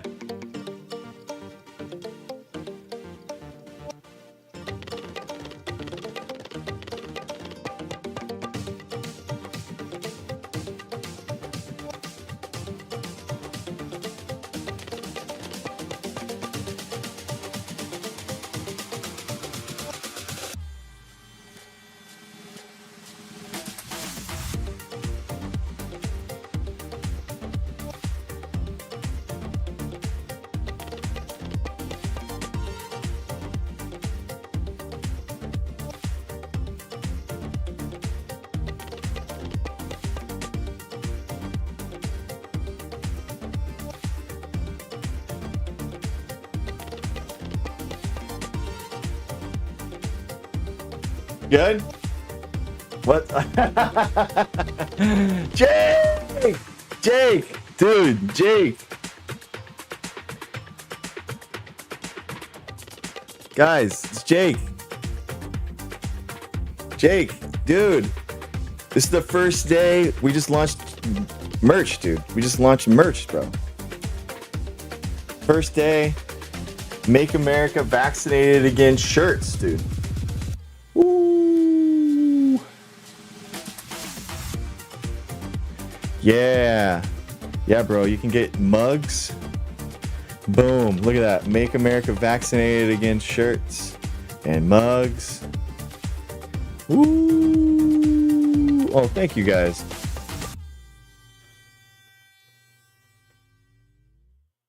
Ooh. It just tastes good. It just tastes good. Yeah, I think we're international. I think we're good. Yeah, guys. Thank you, guys. Thank you for being here. What's up? What are we debating? I don't know. That's a good question. What are we debating? Oh, yeah, dude. For sure. Yeah, for sure, Alfax. For sure, dude. Hit him hard with it. Hit him hard. Oh, thank you. Thank you. Thirst trapping for science. You know it. It's gonna get hard. It's gonna hit hard.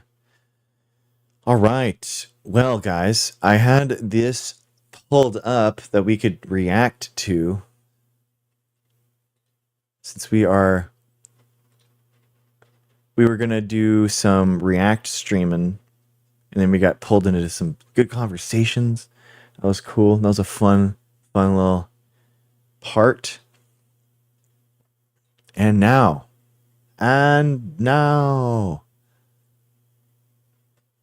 Okay, let me find the link. Okay, guys. I do think you can learn a lot from people even when you don't agree with their politics. Inside the Democratic Party. Okay. In its back rooms and its group chats. I will tell you, I think one of the preeminent intellectuals in the United States. We had a bunch of good debates today. Inside the Democratic Party. Who I'm crushing on.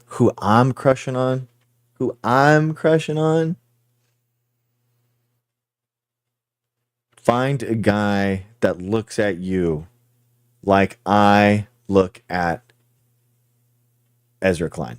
That's all I'm saying. You know what I mean? That's all I'm saying. Find a guy that looks at you like, oh my gosh, I'm literally talking about my TikTok shop and how my merch is just launching on my TikTok shop, and I got busted for selling things on my TikTok shop. Oh, no way, Jake. That's cool. Thanks, dude. Nice, man. Ezra Klein is amazing. I genuinely think that he's one of the preeminent voices in America, in the world. Not in America, I'd say. I think he's incredible. I think it's a really important, well-researched, really good ideas. I really like Ezra Klein. I've been following him for, God, since like 2008 when he was like doing the Wonk blog, you know, back in the day when blogging was like the main thing. And I've always loved his data-driven approach to politics and the news. And I don't agree with him politically a lot. But I think that he is really well researched. So I think I skimmed through. I think that he might be talking about the report that we read, the 60-page report that we have been going through in the last 3 days. I think that it's his time, his response to this is going to be this. So we're going to go through that and go over that today. I'm really excited. Okay, cool. Appeal not approved. I literally was talking about how I am selling things on the TikTok shop for the first time, and then somehow I got flagged for selling things not on my TikTok shop. I don't understand. Okay, it's all right. It's all right, guys. Go to TikTok shop. Stuff, all new stuff dropping. It's so funny. It's okay. We're too far invested. It's too late. So we'll just keep going with what it is. You know what I mean? We're invested. I'm invested into you. Okay, here we go. It's a 30-minute thing, so we'll have to just barrel through it. I'll pause what I can. It's back rooms and it's group chats and it's conferences and it's online flame wars. An increasingly bitter debate has taken hold over what the party needs to do to become capable of beating back Trumpism. Do Democrats need to become more populist, more moderate? How is the 1.25? Is that okay? I think 1.1 is like not noticeable at all. So I think maybe I just do that. Okay, I'll just do that. More socialist? Do they need to embrace the abundance agenda? Do they need to produce more vertical video? The answer is... Do they need to produce more vertical video? Yeah, that's funny. I mean, they just need to engage more, guys. Get engaged more and make the case for their policies and say why they're a good deal. That's it. Oh, wow. Wow. Ali, you're incredible. Thank you so much.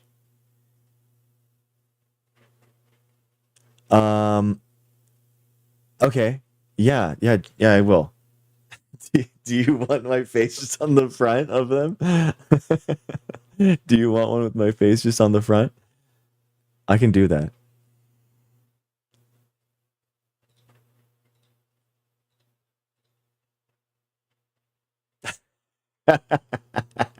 Okay, a big front face. Okay, that'd be funny. Okay, all right, we'll do. Thank you. I'll do it. I'll do it. Yes, they do. All of them. But none of them in particular. The Democratic Party does not need to choose to be one thing. It needs to choose to be more things. Yeah, I agree with them. In a few days, there will be elections for mayor of New York City, for governor of New Jersey, and for Tuesday. governor of Virginia. As of now, Democrats are leading in all these races. These aren't unusual leads in what have become reliably Democratic states. Guys, they blew out all these numbers. You can imagine all these numbers. It was like the middle was plus 13 and the right was plus 7. So we're talking like way overperform. It's not what happened on Tuesday isn't that the Democrats won. It's the margins at which they won by and the change from 2024 to 2025. That is the big thing. These aren't unusual leads in what have become reliably Democratic states. You can imagine a world where the violence and corruption of Donald Trump's first 9 months in office, you're gambling with World War III, had led to a collapse in support for him and his party. We'll see what Election Day actually brings, but we do not look to be in that world. That's all the more true if you look a year out to the midterms. Democrats are leading by about 2.5 points. At about this time in 2017, Democrats are up by about 10 points. Democrats have another problem. They're going to need to overcome the chain of redistricting Republicans are setting off across the country. There may be more of a pad here for Republicans.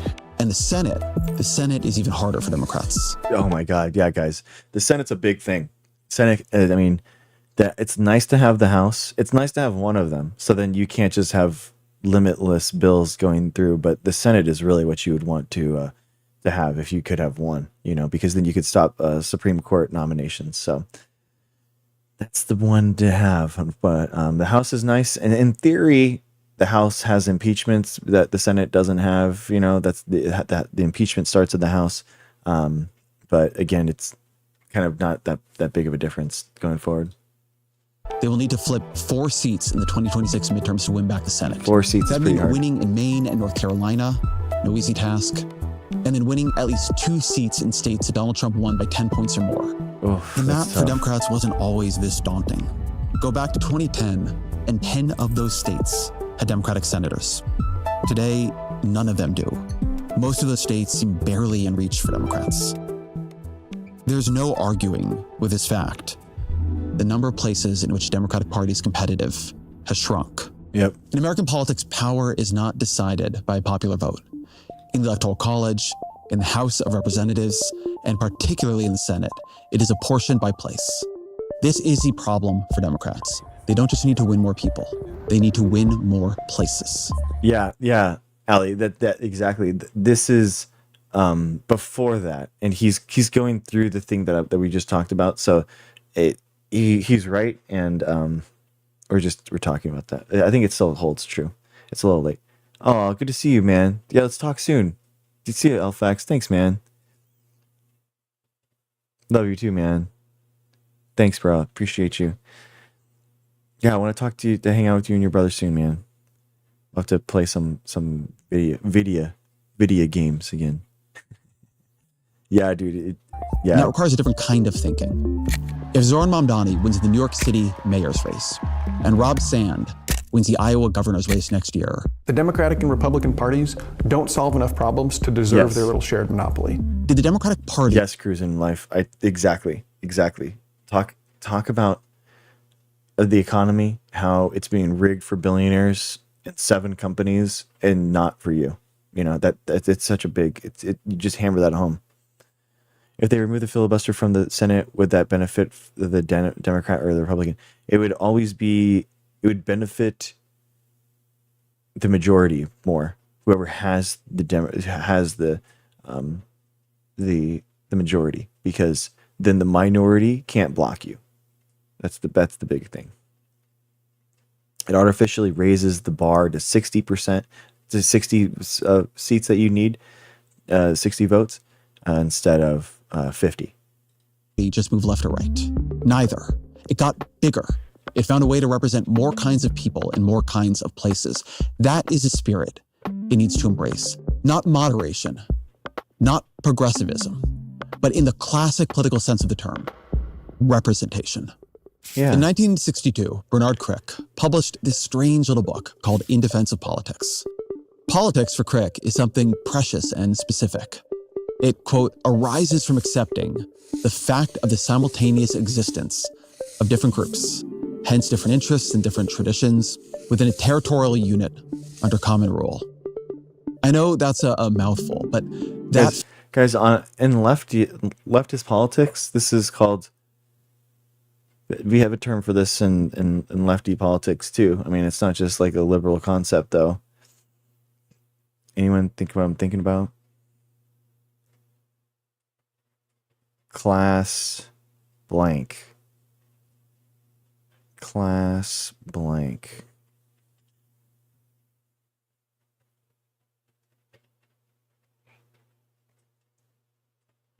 Class consciousness.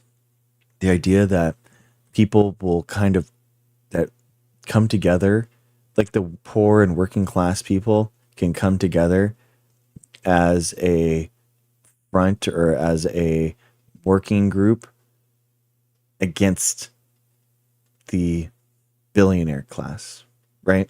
That we can come together in the 1940s, the Popular Front is basically what what this is too, where it is like the left, the liberals, the socialists, the communists, the anarchists, all coming together to fight this tide of authoritarianism and fascism. Fact of difference he is pointing out. The reality of difference is not always accepted. There are other forms of social order, like tyranny or oligarchy, that actively suppress it. But to practice politics, as Crick defines it, is to accept the reality of difference. That is to say, it is to accept the reality of other people. Yeah. Of how different other people are from you. Yes, politics, guys. When people try to say genuine relationships with people who are genuinely other people. Yeah. Not tasks set for our redemption or objects for our philanthropy. Exactly. Genuine relationships. Yeah, guys, it's like everyone, if you just limit yourself to only the people that believe exactly what you believe, like that's such a small amount of people. Like, right, come on. You know what I mean? Like, the revolution hasn't already happened, so then why would we only limit ourselves to the people that believe only what we believe? You know what I mean? It doesn't make any sense. Oops. Relationships with people who are genuinely other people. I love that line. Because genuinely other people. One more time. Genuine relationships with people who are genuinely other people. I love that line. That is a good because line. The endless fantasy in politics is persuasion without representation. You elect us to represent you, and where we disagree, we will explain to you why you are wrong. The result of that politics tends to be neither persuasion nor representation. People know when you're not listening to them, and they know how to respond. They stop listening to you. They vote for people who they feel do listen to them. I'm not a pessimist on the possibility of persuasion, but I believe it is rare, maybe impossible, outside a context of mutual respect. And if I were to say where the Democratic Party went most wrong over the last decade, it's there. In too many places, Democrats sought persuasion without representation. And so they got neither. I've spent much of the last year talking to the kinds of voters Democrats lament losing. I feel I end up having the same conversation over and over again. They sometimes tell me about issues where the Democratic Party departed from them, but they first describe. That's why Christian nationalism doesn't work, because we are a people of many cultures and religions. Exactly. Yeah. Cruising life. Exactly. Yeah. And it's like white Christian nationalism too. And that is the biggest part too, right? Where it's like an even smaller subsect. Like, you can't even be a Christian nationalist to a lot of these people. It's like you have to give more. Oh, Allie, thank you so much. You have to give everything to these people, including your identity, including your race, including your background, and you can't be a single drop of like the wrong bit. It's cringe. It's weird. It's awful. I hate it. It's versus like, you know, growing up in Southern California, I love all these different cultures. I love the different foods and the different types of people and the backgrounds of people, and that's why I honestly genuinely love the internet too. When I was a kid, I used to love like talking and discussing and debating people all throughout the world, because it gave me such an interesting way of, as a kid growing up in Southern California, a way to learn about other people. You know, that's why I kind of like gravitate. I love like this TikTok model, you know, where I'm like having to, you know, have these discussions with all these different people. And you guys, you know, it genuinely warms my heart that there's people right now that are in like the UK and Australia, you know, that are just fans of, you know, talking and science and all that kind of stuff. And the fact that we have like a global community just is so incredible to me. Yes. Yeah, exactly, Maria. Exactly. It's awful. Have a more fundamental feeling of alienation. The Democratic Party, they came to believe, doesn't like them. Many of these people voted for Democrats until a few years ago. They didn't feel their fundamental beliefs had changed, but they began to feel like deplorables. They began to feel unwanted. 250 million people are not garbage. I can tell you who the real garbage is, but we won't say that. Oh my gosh. When I'd push on the experiences they had, when I would ask which Democrats were they talking about, what exactly had happened, I often found they were reacting to a cultural vibe, as much or more than a flesh and blood party. They had felt something change, and I knew they were right, because something had changed. It had changed on the left, it had changed on the right, but it was diffuse. It wasn't any one person or any one moment or any one policy. The structure of American life changed in a way that has made the genuine relationships of politics much harder to maintain. I believe the first party that figures out its way out of this trap will be the one able to build a majority in this era. Irvine. When I grew up in a Republican county an hour south of Los Angeles, my family subscribed to the Los Angeles Times. Me too. And to the extent I heard political commentary, it was on local radio. 2005 was a tough year for public. Yeah, I used to go to bed listening, and I used to listen to AM talk radio constantly growing up in middle school. My dad, in like elementary school, my dad used to always put KFI AM 640, more stimulating talk radio.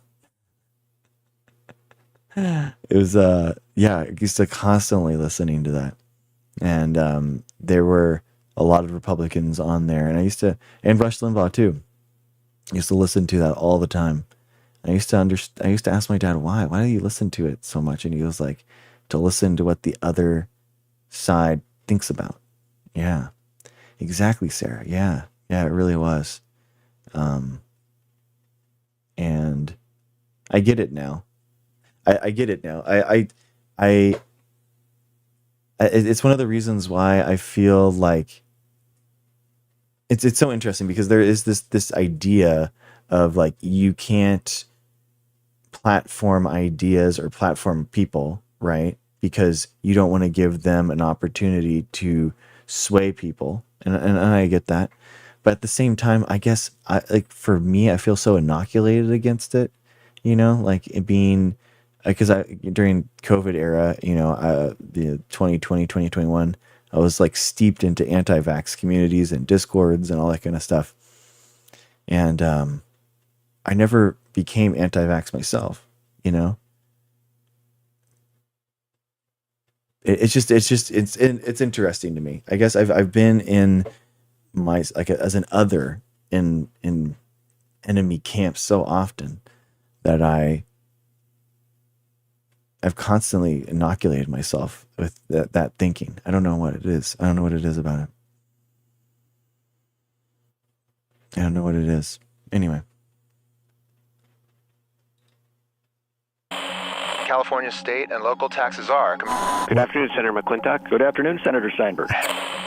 Now, the New York Times is the largest newspaper by subscribers in California. And a young, politically inclined... What? That's crazy. Kid like I will listen to podcasts like... Welcome to Pod Save America. I'm John Favreau. I'm John. Oh, I can't listen to the Pod Bros anymore. It is interesting. I mean, they were so young in the Obama administration, and they were kind of like, I feel like they had so much, I don't know. I guess I'm so disillusioned with like how Obama turned out that it's hard for me to like listen to them. They seem so whiny now. Interesting. Yeah, I can see where you say that. I love it. I'm Tommy Vitor. On today's show, we'll talk about Donald Trump's latest musings about doing away with the Constitution to become president for life. President Trump. Trump. Talk me through. Tim Miller is really interesting. This guy's away with the Constitution to become president for life. President Trump. This guy, Tim Miller, really interesting. The Bulwark. It's a really interesting YouTube channel to check out. Because they're all ex-Republicans, and now they're like Democrats, and a really interesting perspective on patriotism, liberty, freedom, and the Democratic Party. I think the focus group podcast that I was talking to you about before, which is a really important, I think like once a week, comes out on Saturdays. They do like focus groups, and they do have amazing videos talking about like to voters. I think it's a really good thing to see what people are actually saying, what normal people are saying. But Tim Miller used to be the campaign manager for a bunch of Republican campaigns, and now he's like he hosts on MSNBC, all that kind of stuff. It's just an interesting way of kind of like seeing how people will believe. And do you know what's crazy? You'd think that, oh, it's a bunch of ex-Republicans, so they're probably like really moderate, kind of like David Frum types kind of thing. No. They are more animated, more mad, more shocked, more frustrated, more angry than most more institutional Democrats. He's like, it's these, like they are actually more mad than institutional Democrats. So that's the thing that you're like, man, if these ex-Republicans are feeling this way, like what's going on? Like what if these people are the center, and the center is this mad? Why isn't the Democrat Party more mad? Yeah, exactly, Maria. Exactly. I like him. I disagree with him with things vehemently. Yes, exactly. But most things I can relate to. Yes, exactly. That's you've encapsulated exactly how I feel. I disagree with him on a lot of politics, but it's really interesting perspectives to have. I started watching him when they put up the Trump indictments with AI reading them. That's cool. He's got great insight into the reality of politics. Yeah, especially as a campaign manager, it's really interesting. Miller is one of the many young Republicans who no longer have a home with the Republican Party. Exactly, Hazel. Yeah. Yeah, Ellie. Ellie, I totally agree. Trump. Talk me through your evolution on Trump. Sure. That kid's political sensibility will be less distinctly Californian and more relentlessly national. For decades, we have been losing local media and migrating to national media. And that has meant politics everywhere is losing its local character and reflecting national divisions. Sure. Then there is the astonishing amount of money politicians need and the places they go to find it. In the 1970s, the Supreme Court decided money was speech. The expenditure limitations are violative of First Amendment guarantees, and they are unconstitutional. Campaigns became more expensive, and candidates often need a whole lot more money than what they can raise in their own states and districts. That means exciting donors who are much... I was thinking about, with Prop 50 passing in California, I was thinking mulling over running for Congress to usurp ISA. It's like, I would have to raise about $10 million. $10 million, guys. I got like I do not like, it's like unbelievable, dude. The amount, and that's $6,000 at a time. Like what? It's unbelievable. It's crazy. Yeah, Hazel, they do. Yeah, they do run a lot of it. Further to the left or right than the public, and winning over interest groups that seek their support on policy. Money can polarize, money can corrupt, but either way, it pulls candidates away from their own constituents. That was all true when I moved to Washington to cover politics in 2005. But then something else changed. Well, what we're going to do is get rid of all these buttons and just make a giant screen. 800 million Facebook users are coming to grips with change this week. It features scrolling news feeds and snazzier pictures. By showing you older tweets it thinks you care about right on top of your current feed. We're not going to touch the phones. All right. Can't touch it no matter what happens. It's a serious problem, Tom. It really is. How much time do you spend doing this? The average smartphone user scrolls the equivalent of 78 miles a year. That's 3 marathons. We all know this changed politics, but for all the words that have been spilled on it, I think we still miss how fundamentally it has altered the day-to-day work of politics. Yeah. Since the 2024 election, there's been a lot of talk on the Democratic side about the power of the so-called groups. There are interest groups. There were a lot of advocacy groups, a lot of parts of the Democratic Party that really thought things were fine. They're more extreme than many of their constituents. The progressive advocacy organizations and nonprofits that have arguably pushed. This is the group that you guys, it's crazy. You can actually see. I'm telling you guys, reading is a superpower. Use it. It is wild. You can see that he is basing this entire video off of that report.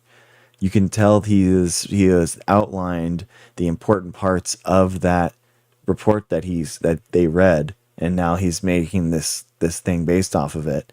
And he's because this is the point that they were making, that they pulled these special interest groups, and the special interest groups have the most money, and the special interest groups with the most money have more liberal views than the average Democratic voter. So therefore, they're out of touch. They're pulling the Democratic Party more out of touch than normal. Democrats to the left. I've used that term before. I've talked about the groups, but I think it is imprecise. Yeah, the real thing we're talking about here is what might be called the professional political classes. The people in the groups are the same people who staff or drive all the other parts of progressive politics. One year you're with a nonprofit, then you're on a campaign, then you're in the White House, then you're back at a group. You're followed on X or Blue Sky by left-leaning journalists like me, by producers at MSNBC, or by breaking news reporters at Politico. It's not a bunch of groups. It's a professional community that exists largely online. And so that professional community's culture and its attention is governed not by its own values or goals, but by the decisions of the corporations and oligarchs who own the social media platforms, who design them to further their own profits or their own politics. The conversations pulsing across these platforms are shaped not by civic values, but by the hacks that keep people scrolling. Yep. Nuanced opinions get compressed into viral slogans. Attention collects around the loudest and most controversial voices. And the algorithms, they love conflict and inspiration and outrage and anger. Everything's always turned up the to algorithms, 11. guys. It's so true. It's the algorithms, man. I'm telling you, like, take back the power in society. You take back and regulate the algorithms. That is the Theodore Roosevelt busting up that we need to do. We need to bust up these companies. We need to take back and take. We need to, like, it could be genuinely. You could frame it as like a liberation movement, liberating people from these AI algorithms that just have control over their lives, man. Genuinely, I think that would be like a good way to frame it. Oh, interesting. It's recent studies show that we're using our screens, we're exposing our brains to the equivalent of 32 hours daily. Wow. But the problem is that the AI pushes like a vapid intelligence. Like you're getting all this information, but the roots of information is surface level. It's not like deep roots that have like a tap root, that actually you can build something off of it. And I think that that's the biggest problem, is that we're incentivizing the wrong type of thinking with these algorithms. And on top of that, what do we know with the anti-vaxxers, guys?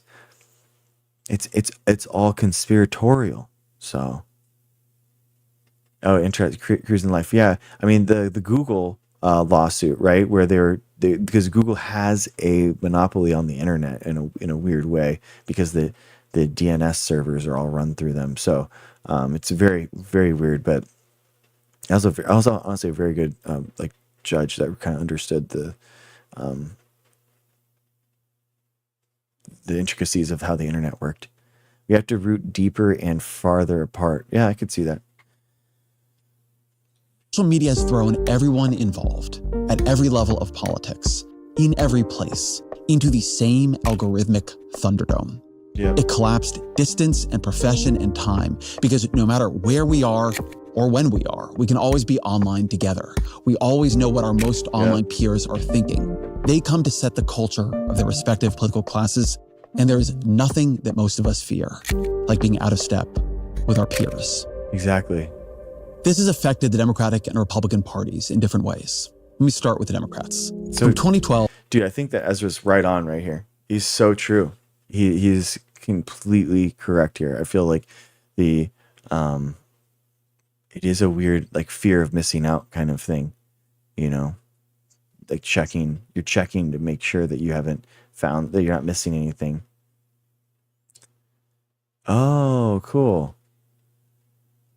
2012 to 2024, Democrats moved sharply left on virtually every issue. Guys, this is it. He's literally. This is the thing. This is the graph from the report that we did. It's crazy, man. It is so crazy. Reading, guys. I'm so happy that we read that report first. I'm so happy that we read that because now we can understand these graphs a little bit better.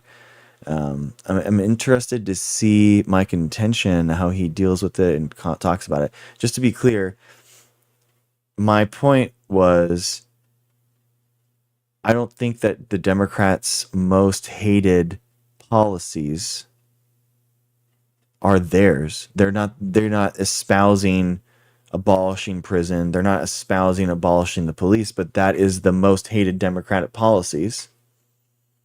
It's an essay that Ezra wrote in response to the data. So, and then on top of that, I think that Democrats don't do a good job of advocating for their positions so that they constantly do stay negative, even though it is a good idea. And remember, guys, the best Democratic ideas, what were they? 5 out of the top 7, Medicare and Social Security. Like, give me a break, man. That's the best that we got. Just doing small changes to, Medicare and Social Security. That's not going to change anything for anyone. You know, like it's just nonsense. So let's see what he says. They often did so believing they were finally representing communities that had long suffered from too little representation. This was what they were told by the online voices and by the professional groups that claimed to represent those communities. But it went wrong. Democrats became more uncompromising on immigration and lost support among Hispanic voters. They moved left on guns and student loans and climate and lost ground with young voters. I don't think that they moved left on these issues too. I think that that the metric that he was using here, it was arbitrary. They're going back to 2012. Again, guys, this is why you read before you do. This is why, if we were to just get this is his interpretation of the data. We have our own interpretation of the data based off of our own thinking. I don't think that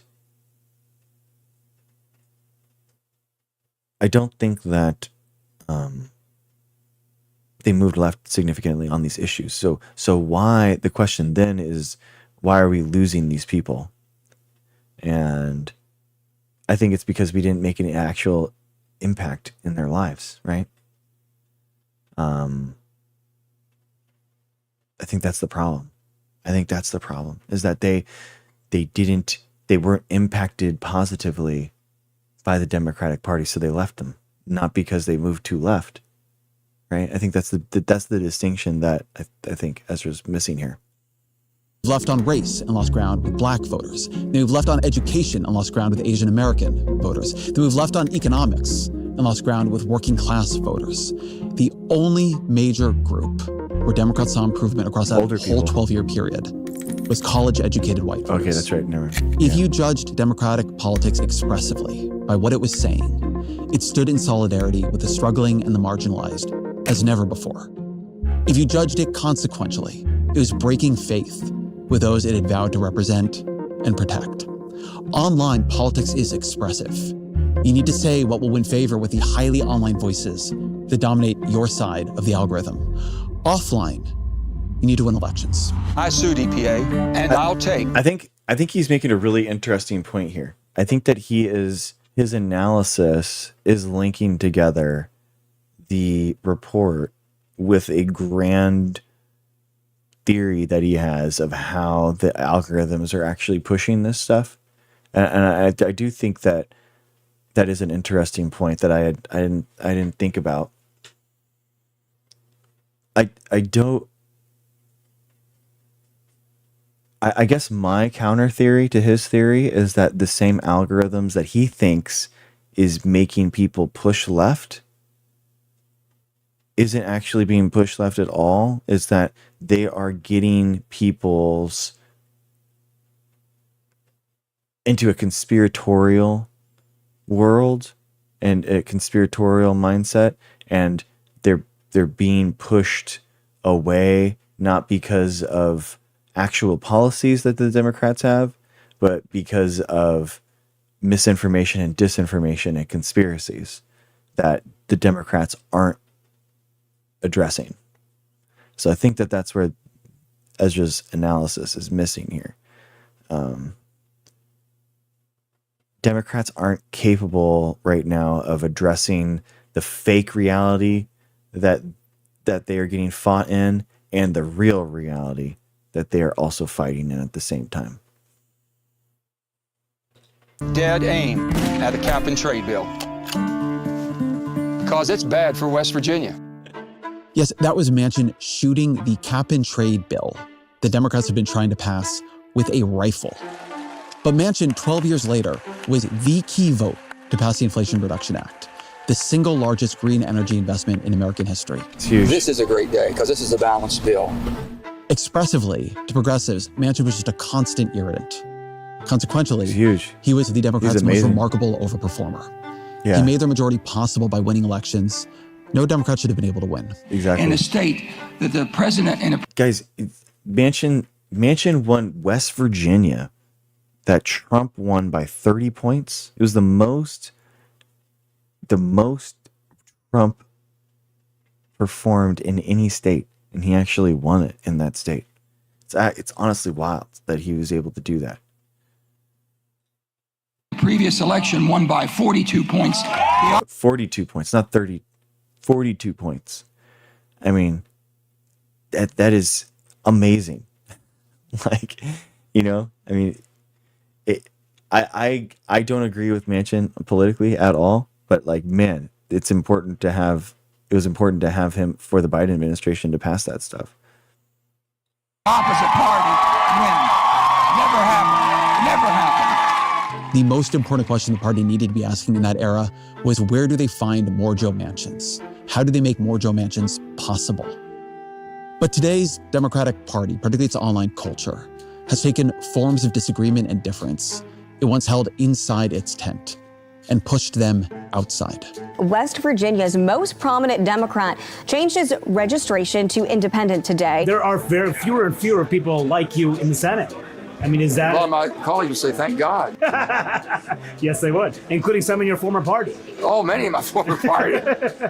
In 2010, when the Affordable Care Act passed, the crucial vote in the Senate came from Ben Nelson, a pro-life Democrat. After winning fresh concessions to limit the availability of abortions. But I would have not voted for this bill and would not vote for this bill without those provisions. There were then roughly 40... Our violent does not mean the same radical change.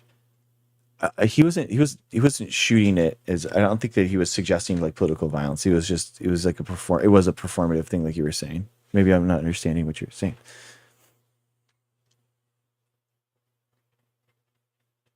Pro-life Democrats serving in the House. Are you saying that the shooting of the bill was violent, or that he was talking about it?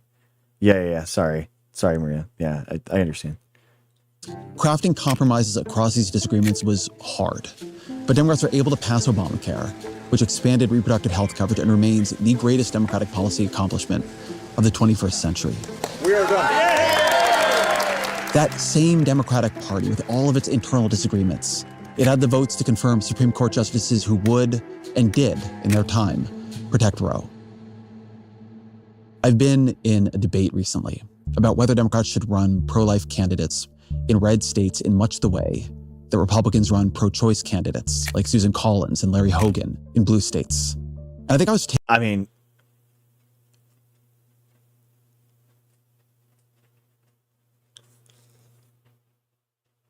Prior to Roe being abolished, I would say no. But now, since Roe's already fallen, you don't have anything to lose. That's the thing. The real problem with Roe being overturned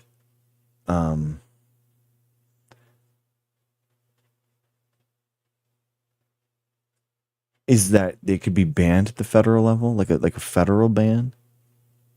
I mean, effectively, it is banned in a lot of these states, but at the same time, like, think of the ability for the Democrats to get a SCOTUS member on there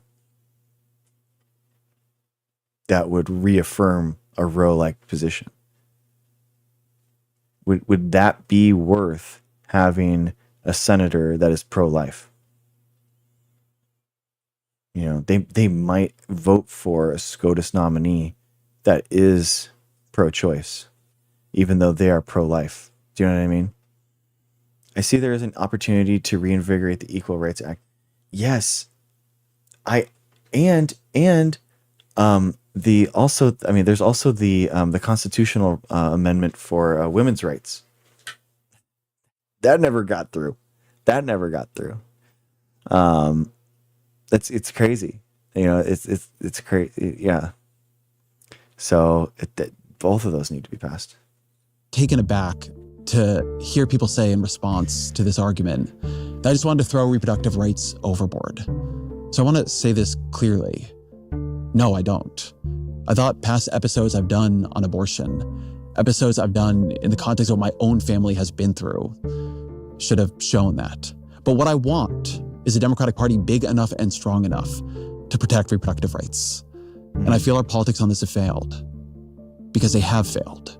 We cannot protect or restore reproductive freedom if the coalition that cares about that cannot compete in more places. Exactly. You have to win elections, guys, in order to pass legislation that would affirm abortion rights. You know? I'm talking specifically, there's a women's constitutional amendment.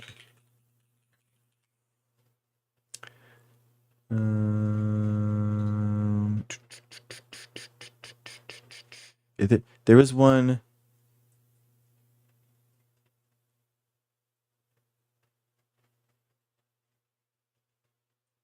I forget what it's called. I'm sorry, I can't find it right this now. point is not about any one issue. It's about a broader approach to politics. Different places have different politics, and to win in them, politicians have to represent the people who live in them. That means representing views Democrats now find to be anathema on immigration or guns or trade or climate or trans rights. But one worry I have about Democrats right now is that they do not want to confront how much of the country truly, deeply disagrees with them. Polls show that the percentage of voters saying the Democratic Party is too liberal. This is it. This is here it is again, deciding to win. This is, guys, this is so crazy. Yeah, I'd seen this report, and then I wanted to see this video, and I was thinking that like maybe that this was about that, and then sure enough, that's so funny. This is the exact graph that we were going over. Increased sharply between 2012 and 2024. The percentage of voters saying the Republican Party is too conservative fell during that same period. Even now, after the aggression and the outrages and the violations of Trump's second administration, that gap has not fully closed. I would like to believe that all Democrats need to do to win back these voters is embrace an agenda I'm already comfortable with. Economic populism or abundance or both. But I don't think it's true.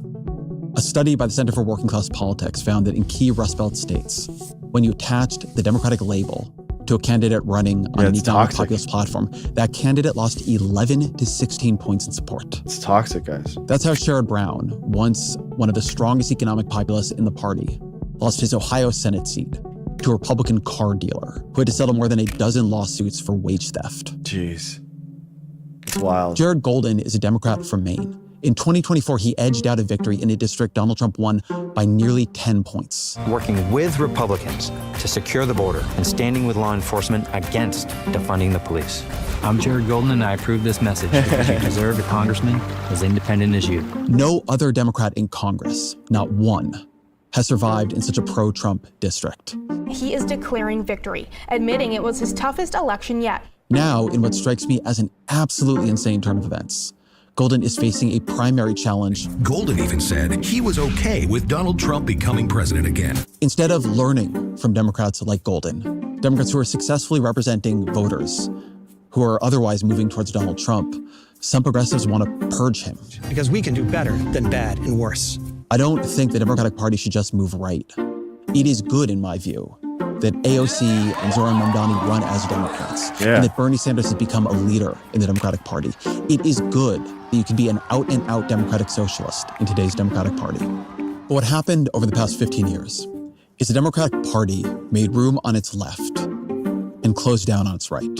For all the talk of what Democrats should learn from Sanders or Mamdani, and it should learn things from Sanders and Mamdani, there should be at least as much talk of what they should learn from Joe Manchin or Jared Golden or Marie Gluesenkamp-Perez. People are valid in their anger, and it is a fool's errand to try to talk somebody out of their feelings. That's not a good idea. But you also can affirm the validity of their feelings and also present a productive strategy for resolving some of the drivers of that anger or that fear. Or Sarah McBride. You can't foster social change if you don't have a conversation. You can't change people if you exclude them.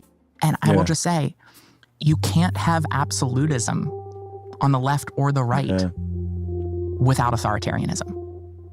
Right? The fact that we have real disagreements, the fact that we have difficult conversations, the fact that we have painful conversations is not a bug of democracy. It's a feature of democracy. So true. And That's yes, true. that is very hard true. and difficult. But again, how can we expect that the process of overcoming marginalization is going to be fair? The Democratic Party should be... that's exactly right, guys. The whole point of democracy is that the problems of the electorate bubble up through the representation. You got to be able to have those conversations with people and not castigate them and understand them. That's what class consciousness is. That's what, a working class is, where you can like build something together. That's just exactly true. And the swings of a democracy, I think what people don't realize is like how radical and how dangerous of an idea democracy is to institutions and stuff. The idea that you can have a rapid swing from left to a right, on a pendulum of, through a democratic vote is exactly what Aristotle and Plato used to like debate about. That was the whole idea why, democracy was a radical idea. We kind of like in the United States, we're so numb to democracy, right? And democracy is kind of like a passé kind of thing. But in reality, it's like there's a reason why democracies aren't normally done, through constitutions. Like they're just not. Coddling fragile, mediocre white men. Yes, exactly, Maria. Yeah, we don't have to do that. We don't have to coddle these people. Be seeking more, not less, internal disagreement. It should treat that disagreement as more welcome. It should be looking for a gut level affinity with more of this country. Moderating on this or that issue is more straightforward than finding ways to radiate respect and interest in people who disagree with you and people you've come to feel far away from. It is the building of genuine relationships in politics, not the taking of positions, that is truly hard. But that's also the part that is beautiful. It's a privilege to do that work, not a concession. We are more able to admit complexity and extend generosity when we see others as part of our community, working to widen that circle of empathy, to widen our circle of belonging. Is both morally and politically good. Whatever the problems are on the left, there is something truly frightening brewing on the right. Putting aside the tribal interest for the corporate interest, that's absolutely the case. And that's the only way the country's going to stay together. Exactly. That's my concern. And I absolutely agree with you. I would say, though, that the main challenge to that, a big challenge to that, is organized Jewry in America. Paul Ingrassia, President Donald Trump's nominee to lead the Office of Special Counsel, not a small job, said on a text thread leaked to Politico that he had a, quote, Nazi streak. A separate text thread of young Republican leaders leaked to Politico had messages about sending enemies to the gas chambers, and one saying, quote, "I love Hitler." Ingrassia had to withdraw his nomination. Yeah, that makes sense, Maria. But Vice President J.D. Vance has dismissed coverage of the young Republicans' messages as pearl clutching. And I really don't want us to grow up in a country where a kid telling a stupid joke, telling a very offensive stupid joke, is cause to ruin their lives. Look, I don't want to ruin anybody's life either. But these were recent statements by adults who are vying for leadership in political organizations with official ties to the Republican Party. There is no rule of civic generosity or political practice that Trumpism has not broken. And for many I know on the left, it's created a sense that there is no sense in trying to appeal to the median voter. No sense in moderation. No sense in any of the old rules of politics. Look at how extreme the right has become. Yet they've thrived. In this telling, Trump understands what the Democrats don't. Nothing matters anymore except attention. But a few things are wrong with that. Trump did moderate the Republican Party in crucial areas: Medicare, Social Security, trade. And the simple truth is, Democrats can't win the way Trump and the Republicans do. Trump and the Republicans lead a coalition built on overwhelming strength in rural counties. America's place-based politics gives rural places disproportionate political power. Trump and the Republicans can hold power with a smaller coalition than Democrats can. Because Trump can do that because they all their factions all come together and all vote for Trump at the end of the day. It is the problem. They can have all their infighting that they want, but at the end of the day, Ben Shapiro isn't fighting and being like, well, I'm not going to vote for Trump now. It's not. It's like, in order to be in the club, they all vote for Trump at the end of the day. What they're fighting for is like his appeasement and his honor.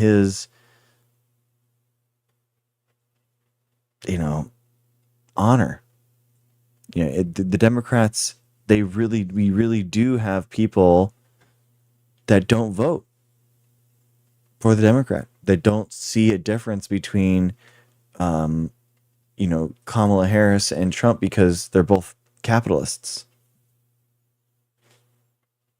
Like what? Huh? It's so frustrating.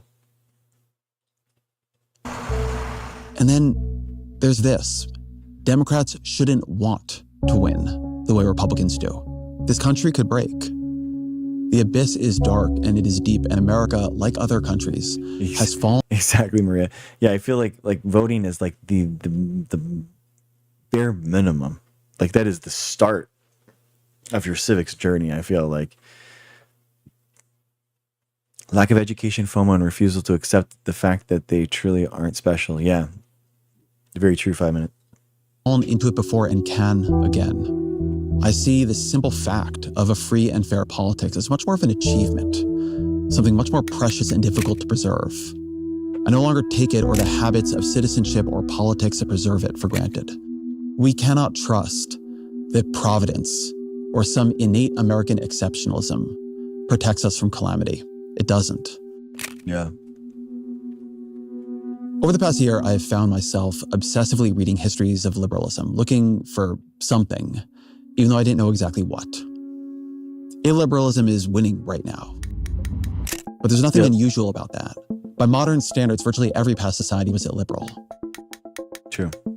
That we now call them illiberal, that exclusion and domination and state suppression have been made strange enough to demand a label.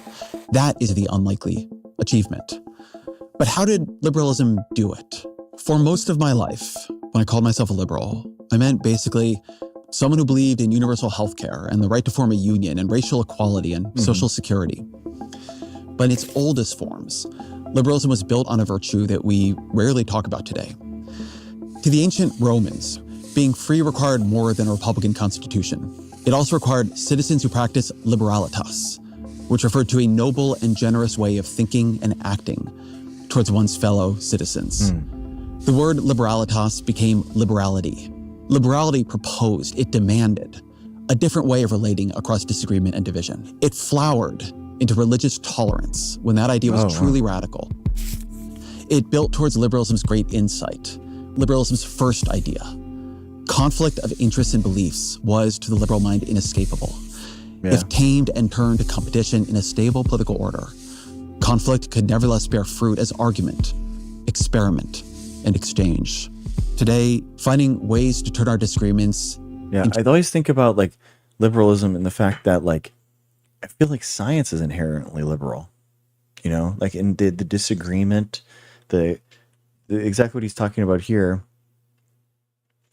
If tamed and turned to competition in a stable political order, it could bear fruit as argument, experiment, and exchange. That really describes the scientific method, you know? It's like, it's kind of crazy.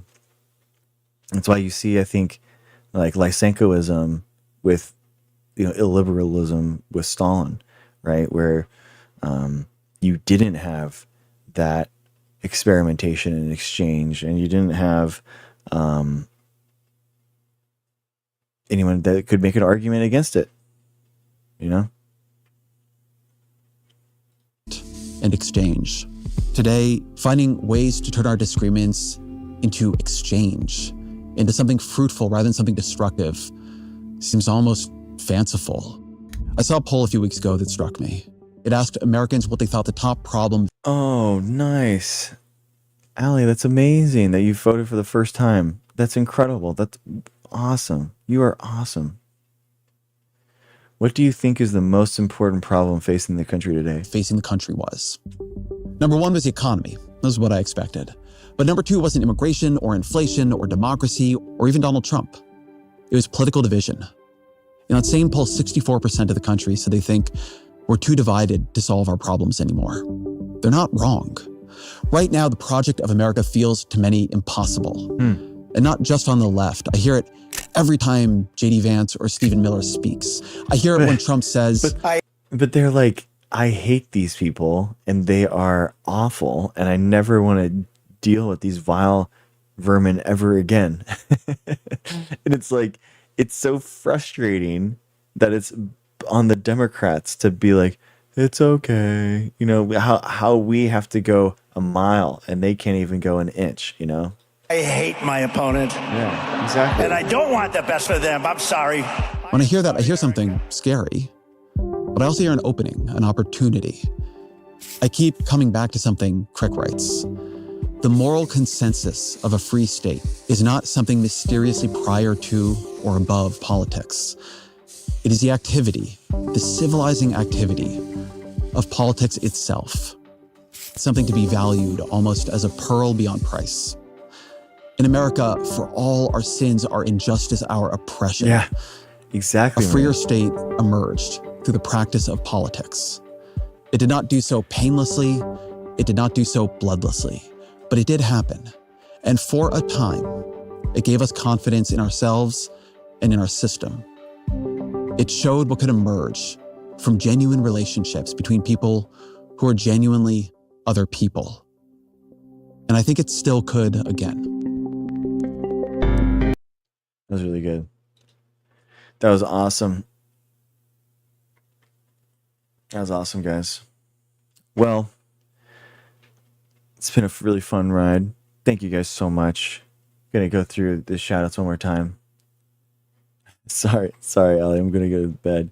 I'm exhausted. I had a really long day.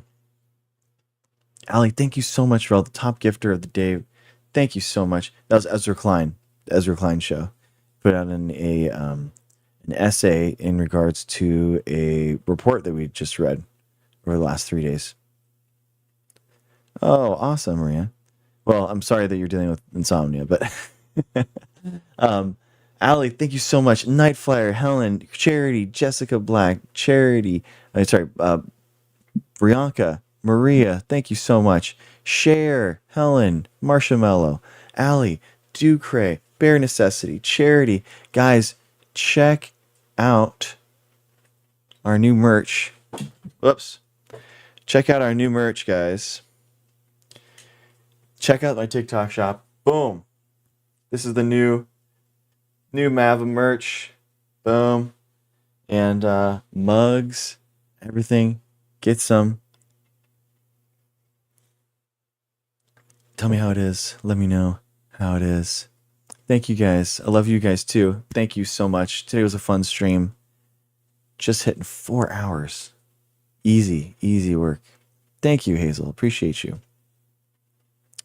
But we are out. Gonna be another one. Hope you guys have a good night. Good day tomorrow. Thank you. Thank you, 5 Minute. I will. It's gonna be a fun one. I usually go 9:30 Pacific time. Thank you, Nightflyer. You think my fellow citizens will think I'm crazy wearing a USA shirt like the MAGAs that wore their Trump hats? Well, girls, I'm gonna be creating some. Ness said the same thing. She was like, "Why don't you just like make some pro science stuff in general?" So I'm gonna make some of that. I have had to do the groundwork to get the TikTok shop like kind of going and everything. So now that it's going, I think we're gonna put more stuff up there. So if you don't love it, don't buy it. You know what I mean? No pressure. Thank you guys so much. Thank you, Casey. I appreciate that. Thank you guys so much. I appreciate you. Thank you. We'll see you tomorrow. It's gonna be fun.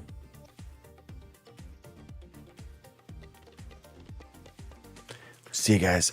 Boom. This. There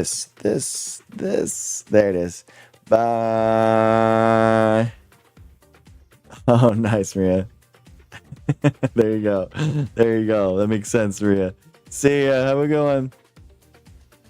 Oh, good. Girl. I'm happy about that. Thank you. Bye.